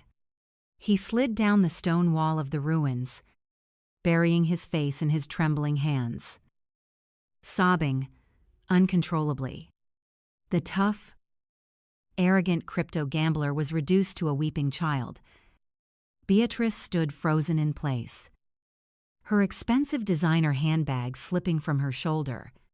Her eyes were wide, staring blankly at the wall, her mind completely unable to process the fact that her luxurious life of endless credit and superficial privilege was permanently over.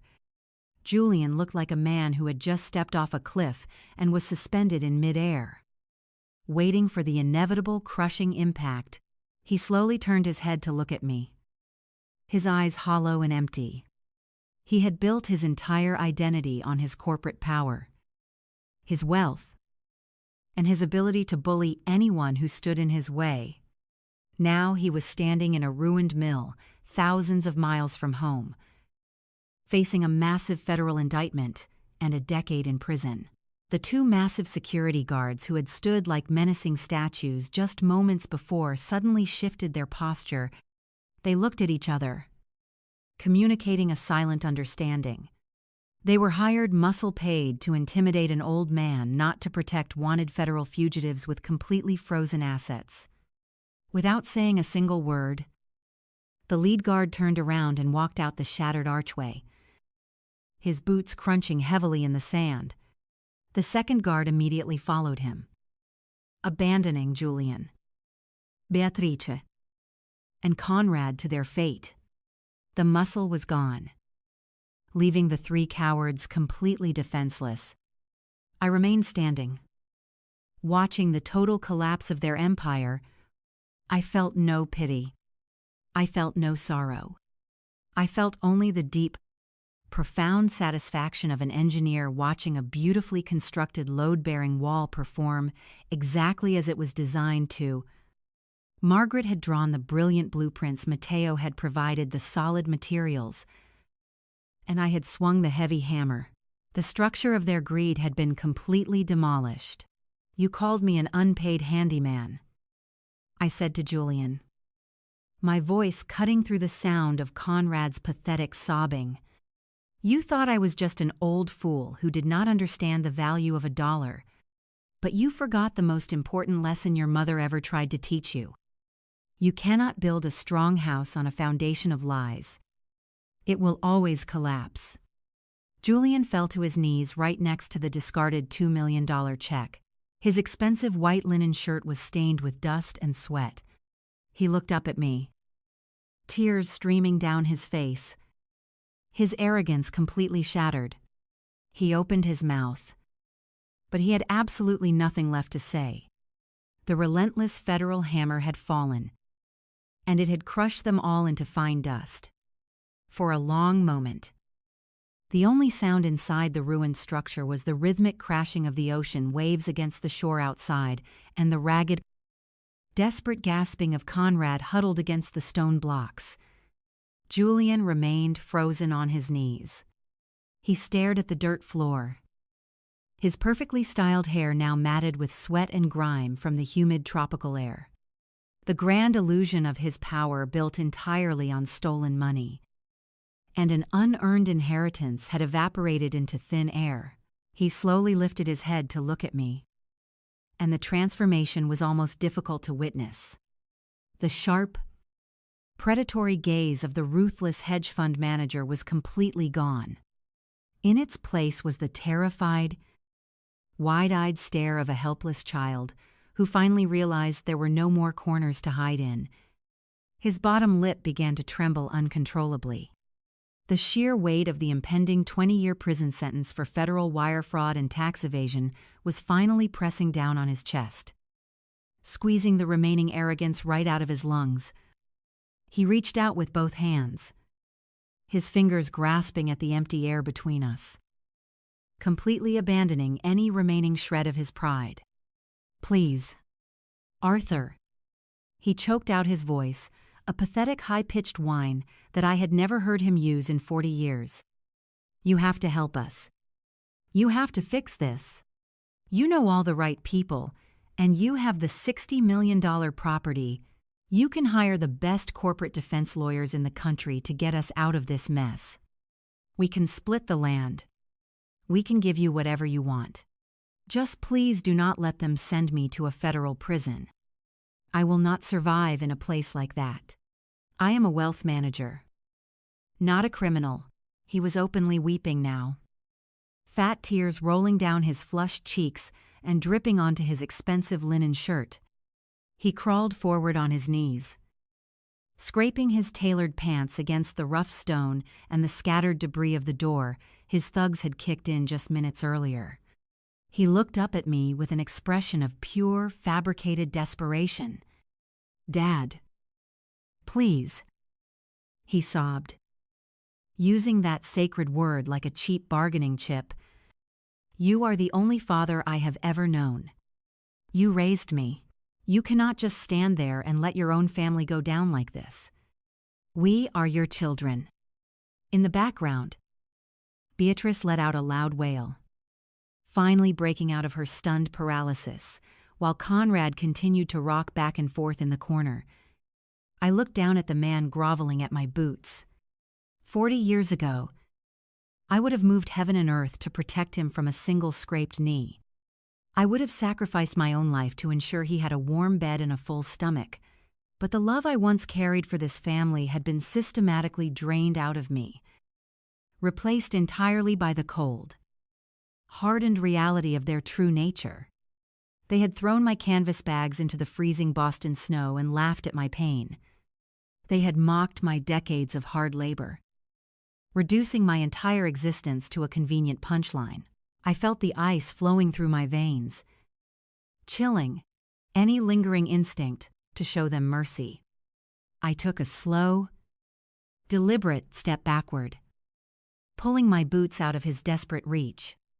"I am not your father," I said, my voice steady, deep, and absolutely devoid of any warmth. "I am the man who paid your bills while you sneered at my calloused hands. I am the man you tried to lock away in a medical facility to steal a piece of land.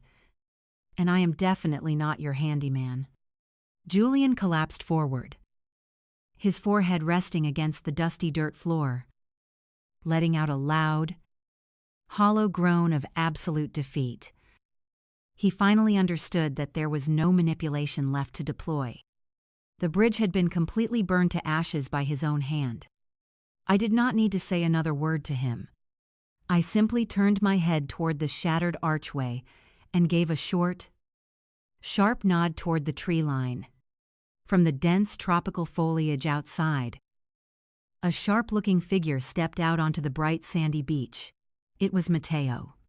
The seasoned environmental attorney walked through the archway with a grim, satisfied smile on his weathered face. Right behind him were 4 uniformed officers from the local Puerto Rican police department. Matteo had been waiting patiently, just out of sight, listening to the live audio feed I had established. He had heard every single threat, every extortion attempt, and the violent breach of the front entrance.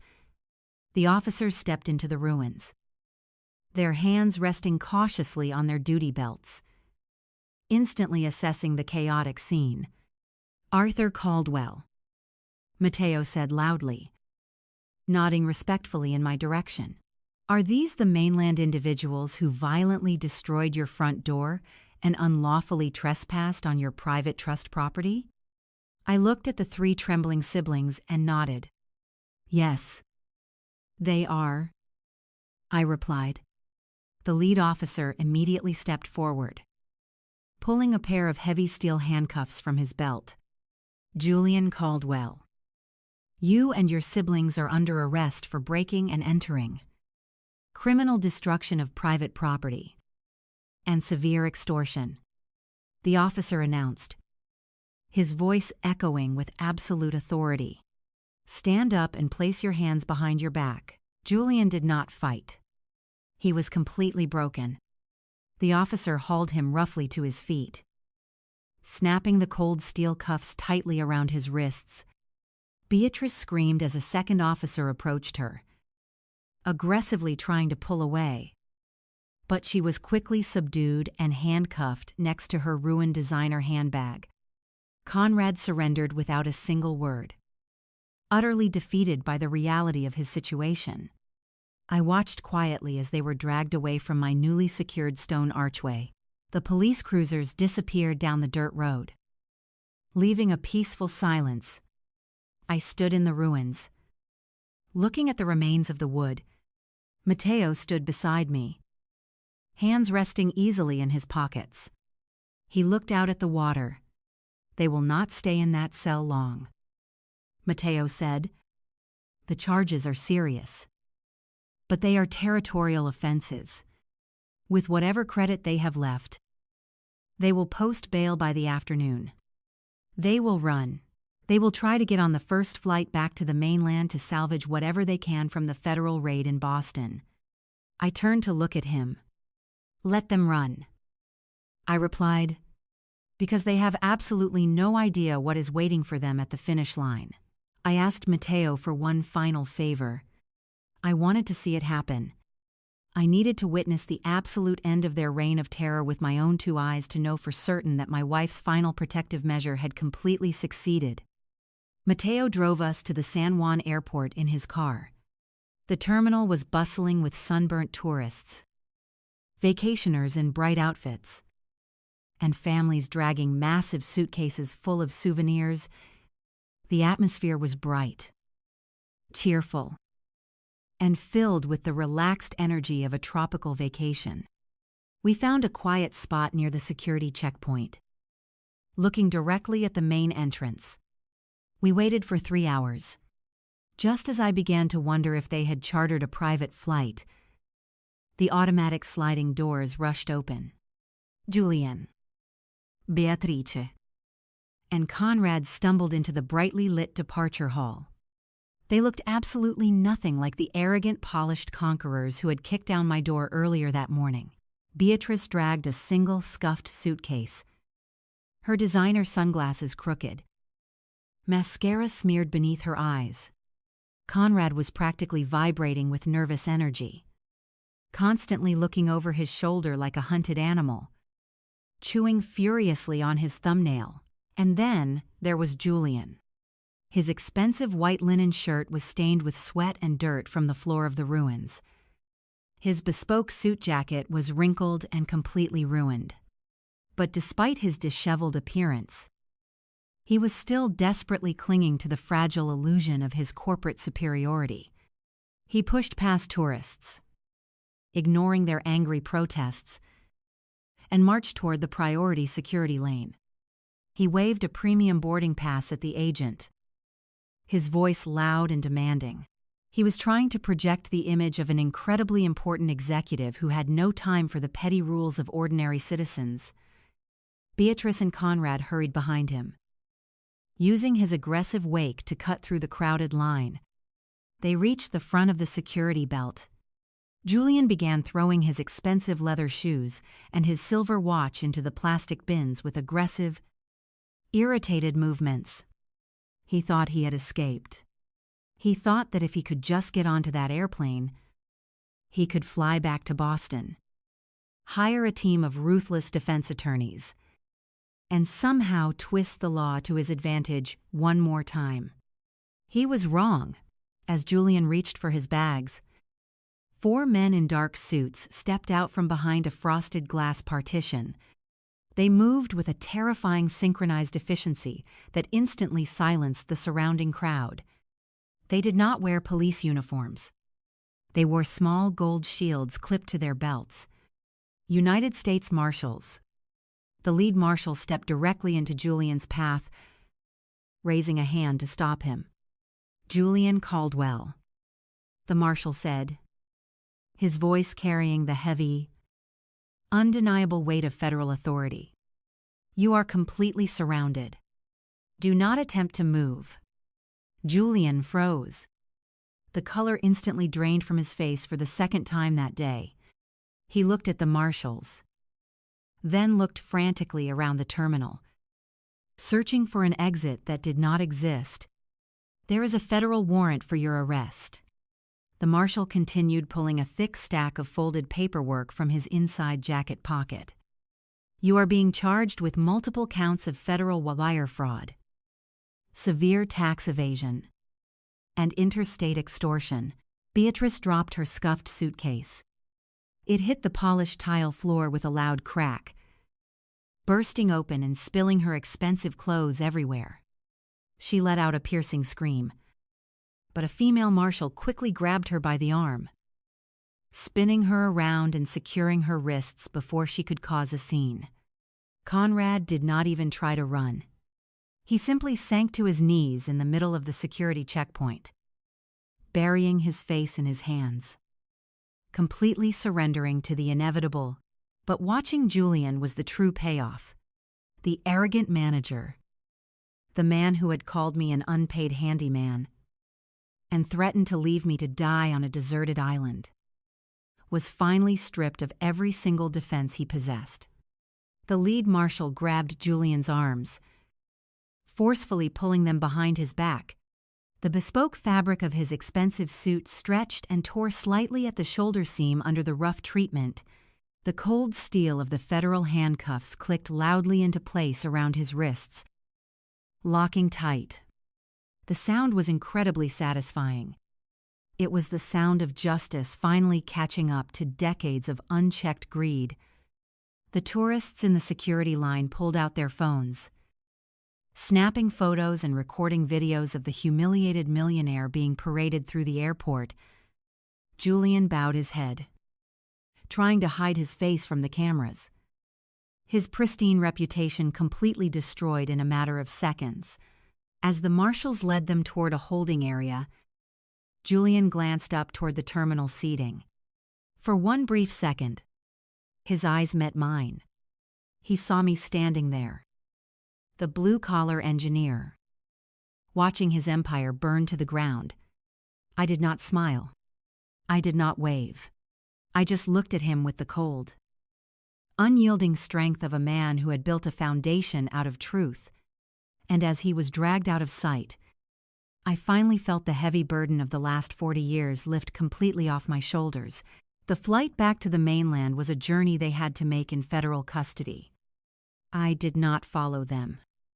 I stayed in Culebra, letting the warm tropical sun heal the deep chill that had settled into my bones back in Boston. The wheels of the United States justice system turn incredibly slowly, but they grind exceedingly fine. Over the next 14 months, I sat on the porch of my repaired stone cabin and listened to the legal updates provided by Mateo. The federal prosecutors did not hold back. They took the pristine evidence Margaret had secretly compiled over 5 years, combined it with the high-definition audio and video recordings I had captured in the ruins, and built a criminal case that was absolutely bulletproof. Julian was the first to fall, arrogant to the very end. He refused to take a plea deal. He genuinely believed that his smooth-talking corporate charm could somehow sway a federal judge.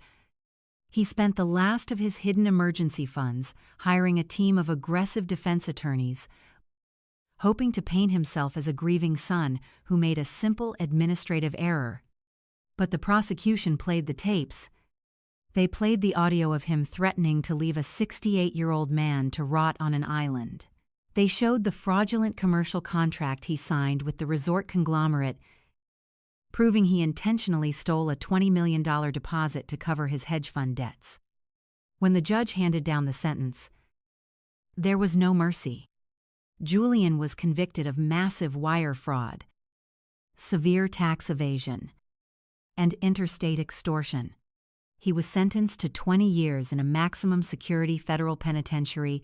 The man who used to terrorize boardrooms in bespoke charcoal pinstripe suits was reduced to a number stamped on a rough, oversized khaki uniform.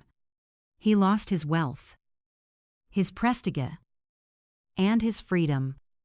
He will spend the next 2 decades locked in a concrete cell far away from the ocean views and luxury hotels he thought he deserved. Beatrice suffered a completely different kind of imprisonment. When the Internal Revenue Service seized the entire $30 million Boston estate to cover the massive tax liabilities and corporate fraud, her lavish lifestyle evaporated overnight. All of her premium credit cards were immediately declined. Her luxury vehicles were towed away in the middle of the night by federal agents. Without her mother's wealth to shield her, the crushing weight of her own personal shopping addictions came crashing down. She was forced to declare total bankruptcy. The federal court liquidated everything she owned, right down to her designer handbags and expensive jewelry to pay back a fraction of what she owed. But the true poetry of her punishment was her new reality. A woman who had spent 45 years looking down her nose at the working class was suddenly thrust right into the middle of it. Without a college degree or any marketable skills, Beatrice was forced to take a minimum wage job at a fast food counter in a strip mall. The woman who once threw my heavy canvas bags into the freezing snow now spends 40 hours a week standing on her feet, serving cheap fries, and dealing with angry customers. She lives in a cramped one-bedroom apartment, riding the public bus to work every morning because she cannot afford a car. Her pride was utterly destroyed, replaced by the exhausting, relentless reality of the real world she had successfully avoided for her entire life. Conrad did not fare any better. The federal raid exposed the sheer depth of his illegal cryptocurrency operations. When the government seized his assets, they took his bank accounts, his condo, and every piece of property attached to his name. But they also exposed him to his ruthless underground creditors. With no money left to pay them off, Conrad was forced to turn state's evidence, testifying against the illegal financial rings just to secure federal protection. He avoided a lengthy prison sentence, but he was left absolutely destitute. He was placed in a government-mandated halfway house in a miserable industrial town miles away from his former life. He now works night shifts, washing linens in a commercial laundry facility, handing over almost every single dollar he earns to court-ordered restitution. The cocky, reckless man who used to laugh at my hard work is now scrubbing industrial bleach off hospital sheets just to afford a warm meal. They got exactly what they deserved. The universe has a strange way of balancing the scales. But in this case, the balance was enforced by the full, uncompromising weight of the United States law. I did not have to raise my hand to strike them down. I did not have to seek petty revenge. I simply stepped out of the way and let the trap they built for themselves snap shut. They were consumed by their own bottomless greed. Margaret knew it would happen. She saw the rot spreading through her own children, and she knew she could not save them from themselves. Instead, she chose to protect the only person in her life who actually understood the value of an honest day of work. She handed them the heavy poisoned crown they so desperately wanted, and she gave me the quiet, unburdened freedom to finally rest. As the months passed and the dramatic headlines surrounding the Caldwell family fraud case slowly faded from the mainland newspapers, I found a deep, profound sense of peace. I was no longer the unpaid handyman. I was no longer the punching bag for a family of spoiled, ungrateful adults. I was simply Arthur, a retired engineer living on a beautiful island, holding the keys to a $60 million sanctuary that would never ever fall into corrupt hands. The tarnished watch that once felt like a cruel insult had ultimately unlocked my true salvation, proving that genuine patience and unshakable integrity will always defeat blind, arrogant greed. With Julian, Beatrice, and Conrad finally facing the harsh consequences of their actions, the massive shadow they had cast over my life was permanently lifted. But the resolution of their criminal cases left me with a monumental decision to make regarding the Culebra property. A few weeks after the airport arrest, the executives from the international resort conglomerate contacted Mateo. They were absolutely desperate. They had lost their $20 million deposit to Julian's fraud, but they still wanted the land. They officially offered me the full $60 million to dissolve the independent trust and sign over the deed. They promised to wire the funds immediately, assuring me that I could spend the rest of my days living in unimaginable luxury anywhere in the world. I sat in Mateo's small, cluttered office, looking at the formal offer letter printed on thick corporate stationery. $60 million is a number that can distort a man's soul. It is the kind of money that turns family members into monsters. I had just witnessed firsthand exactly what that level of wealth does to people who lack a solid moral foundation. I slid the corporate offer across the desk back to Mateo and shook my head. I told him to reject it. I did not want their money. I did not want to see that beautiful, untouched bay turned into a massive concrete tourist trap, complete with overcrowded swimming pools and noisy luxury restaurants. Mateo smiled, that deep, knowing smile of his. He did not question my decision for a single second. Instead, He pulled out a fresh stack of legal paperwork, and we got to work on establishing the final phase of Margaret's master plan. We permanently converted the independent holding trust into a state-recognized conservation trust. I legally completely stripped the land of any future commercial development rights. The massive bioluminescent lagoon hidden behind the limestone cliffs would never be drained to fill luxury resort fountains. It would remain a protected natural resource guaranteed by law to serve the local people of Puerto Rico forever. The pristine beach and the dense green mangroves, even down to the turquoise water, were placed under the strict protection of the local environmental authority. I gave away $60 million without a second thought. And in doing so, I secured a legacy that no amount of corporate money could ever buy. It was the absolute ultimate victory over the boundless greed that had infected my stepchildren. But I did not give away everything. I kept one tiny fraction of the property for myself. I retained the legal ownership of the exact footprint where the crumbling stone mill stood, along with a narrow dirt path leading up to the coastal highway. I am a structural engineer by trade, and I have spent my entire life building structures for other people to live in. Now I finally had the chance to build something entirely for myself. I did not hire a massive construction crew, and I certainly did not draw up blueprints for a sprawling multi-story beachfront mansion.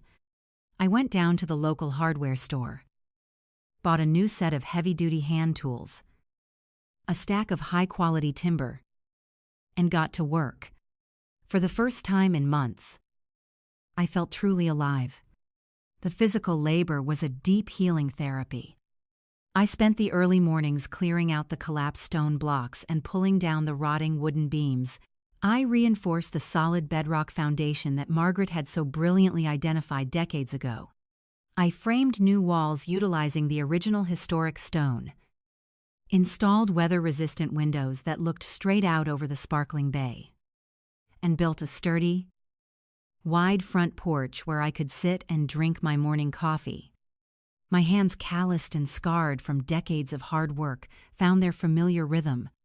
The aches in my old joints faded away, replaced by the deep, satisfying soreness of productive, honest labor. I worked through the hot Dow, humid afternoons, sweat pouring down my face, listening to the rhythmic crashing of the ocean waves against the pristine shore. The local fishermen who had first brought me to the isolated cove would occasionally drop by, bringing fresh catches from the deep water. Mateo would drive out on the weekends, bringing cold drinks and helping me lift the heavier wooden trusses into place. We became fast friends. Two older men who understood the quiet value of protecting what is truly important. Within 6 months, the ruined stone mill was completely transformed into a beautiful, humble stone and timber cabin. It was strong, secure, and built to withstand the harshest tropical storms. It was not a $30 million estate in Boston. But to me, it was worth infinitely more. It was a home built on a foundation of absolute truth and integrity. Sitting on my newly finished porch, watching the sun dip below the Caribbean horizon, I realized the true depth of what Margaret had done for me. She did not just save me from a federal indictment. She gave me my dignity back. She allowed me to strip away the toxic parasitic attachments of a family that only saw me as a financial stepping stone. She gave me the power to do something genuinely good for the world. And she gave me a quiet, a peaceful place to spend my remaining years. The wealth was never the prize. The freedom was. Julian chased a hollow legacy built entirely on theft and intimidation. He believed that power came from taking things away from other people. But true power, the kind that actually lasts, comes from knowing exactly what to give back. The bioluminescent waters flowing behind my new home will continue to nourish this beautiful island long after I am gone. That water will never belong to a greedy corporation or an arrogant hedge fund manager. It belongs to the land. And for the first time in my long, complicated life, I can finally say that I belong here. 2. I am finally truly home. The mornings here are different than anywhere else I have ever lived. There is a specific kind of stillness that settles over the bay right before the sun fully crests over the limestone cliffs. I wake up early, not because an alarm clock forces me to, and not because I have a frantic construction schedule to manage, but simply because my body rests easier now. I walk out onto the wide wooden porch I built with my own hands. Carrying a steaming mug of black coffee, the floorboards are smooth beneath my bare feet, perfectly leveled and solidly secured to the ancient bedrock below. I sit down in a heavy rocking chair I carved over the winter. I take a slow sip of my coffee, feeling the warm ceramic against my palms. And I look out across the crystal-clear turquoise water. The surface is like glass, undisturbed by the mechanical roar of luxury yachts or the chaotic demands of mainland life. A graceful pair of sea turtles glide silently over the vibrant, colorful coral reef just a few short yards away from the shoreline. The salty breeze carries the sweet scent of wild jasmine and damp earth. It is a truly profound, entirely uninterrupted sense of peace. I sit here and watch the horizon, my mind naturally drifting back across the vast expanse of the Atlantic Ocean to the life I left behind in Boston. I think about the 40 years I spent married to Margaret. For so long, I measured the success of my life by how much weight I could carry for other people. I thought my purpose was to be the quiet, unshakable foundation, holding up a glittering corporate empire that I never truly belonged to. I patched the holes in the roof. I paid off the secret debts, and I absorbed the endless disrespect from her children, silently, convincing myself that love meant enduring the pain without complaint. I accepted my role as the background character, the blue-collar engineer who was barely tolerated at the fancy dinner parties. I let them call me the unpaid handyman because I believed that keeping the peace was more important than protecting my own dignity. But sitting here, the quiet warmth of the Caribbean sun, surrounded by the raw natural beauty of this isolated sanctuary, the perspective completely shifts. I finally understand the absolute genius of my late wife's final act. For months, I believed that the tarnished watch and the hidden property were simply weapons she provided so I could execute her final judgment upon Julian, Beatrice, and Conrad. I thought she was just using me as the instrument of their destruction, a way to punish their boundless greed from beyond the grave. But Margaret was infinitely wiser than that. She did not just set a brilliant trap for her corrupt children. She designed an intricate, beautiful escape route, specifically for me. She knew that if she had simply left me a pile of money or a comfortable mainland house, my deeply ingrained sense of duty would have kept me tethered to them. I would have spent my final years bailing Conrad out of jail, paying for Beatrice's bankruptcies, and suffering Julian's relentless arrogance. I would have slowly suffocated under the heavy weight of their endless demands.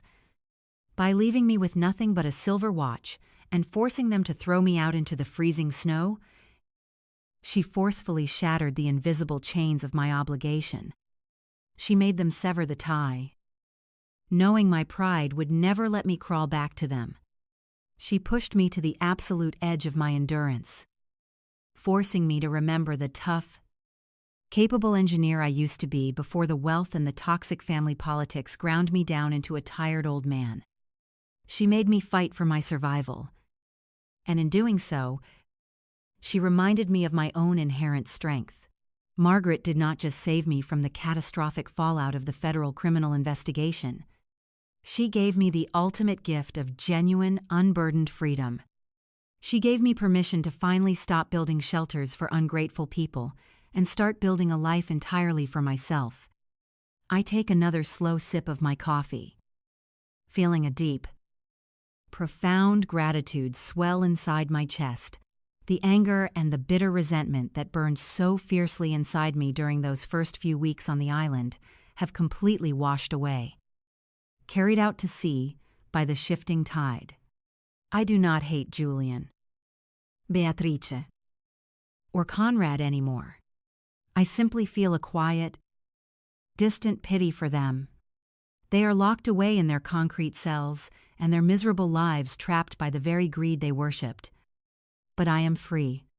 I am sitting on the edge of the world, surrounded by a breathtaking sanctuary that will remain pure and untouched long after I am gone. The massive lagoon behind my cabin continues to glow, a silent, powerful testament to the enduring strength of nature and the vital importance of protecting what is real. I watch the morning sun climb higher into the bright blue sky, the golden light dancing across the gentle waves of the bay. I am 68 years old, but as I breathe in the clean, salty air, I feel younger and more vibrant than I have in decades. The tarnished watch is no longer a symbol of betrayal or a weapon of revenge. It is framed in a small wooden box on my living room wall, a permanent reminder of the journey that brought me back to myself. I finish the last drop of my coffee, place the ceramic mug on the wooden railing, and close my eyes. For the first time in 40 years, I am not worrying about tomorrow. I am just peacefully listening to the rhythmic, soothing sound of the vast ocean, resting in the beautiful, quiet certainty that I am finally exactly where I am supposed to be today. As the sun sets completely behind the dark limestone cliffs, casting a brilliant array of deep purple and gold across the quiet water of the bay, I find myself thinking about the concept of family. For the majority of my life, I believed that family was simply a matter of shared history and proximity. I believed that if you provided for people, if you paid their debts and fixed their broken roofs and shielded them from the consequences of their own reckless decisions, they would eventually learn to love and respect you. But I was wrong. Blood does not make a family. Respect does. The people who genuinely care about you do not look at your calloused hands and see an unpaid handyman. They do not look at your advancing age and see an opportunity for a medical conservatorship. True family is found in the people who stand by you when you have absolutely nothing left to offer them but your company. I found more genuine brotherhood in Matteo, a local environmental attorney I had just met, and the quiet farmer who gave a broke old man a ride in his truck, than I ever found in the 3 children I spent 40 years raising. There is a profound lesson to be learned here, not just for the younger generation, but for anyone who finds themselves slowly fading into the background of their own life. Do not ever mistake the silence of an older man for weakness. Do not look at our gray hair, our slower footsteps, or our quiet demeanor, and assume that our minds have gone soft. We grew up in a world that did not hand out safety nets. We survived eras of extreme financial hardship, global uncertainty, and grueling physical labor that most modern privileged people could not even begin to handle. We built the very foundations of the comfortable lives they currently take for granted. We know how to measure twice and cut once. When we sit quietly at a dinner table while you speak down to us, we are not failing to understand you. We are simply observing you. We are gathering information, calculating your character, and deciding exactly how to respond when the time is right. Julian thought my silence in that mahogany-paneled office meant I had surrendered. He did not realize that I was simply waiting for the perfect moment to pull the critical support beam right out from under his corrupt empire. It is incredibly difficult to walk away from the people you have spent your entire life loving. It goes against every single protective instinct you have as a provider. You want to believe that if you just give them one more chance, if you write just one more check, they will finally change their ways.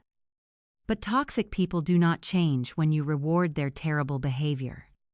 They only grow bolder, more entitled, escrate, and infinitely more dangerous.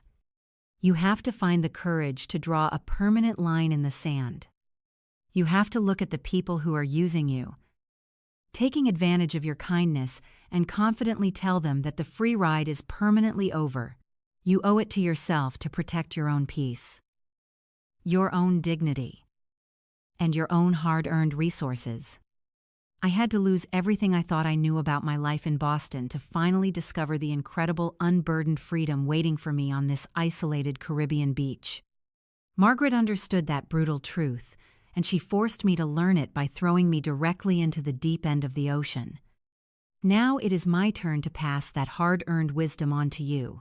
I am sharing this deeply personal chapter of my life because I know with absolute certainty that I am not the only person who has ever faced this kind of quiet domestic betrayal.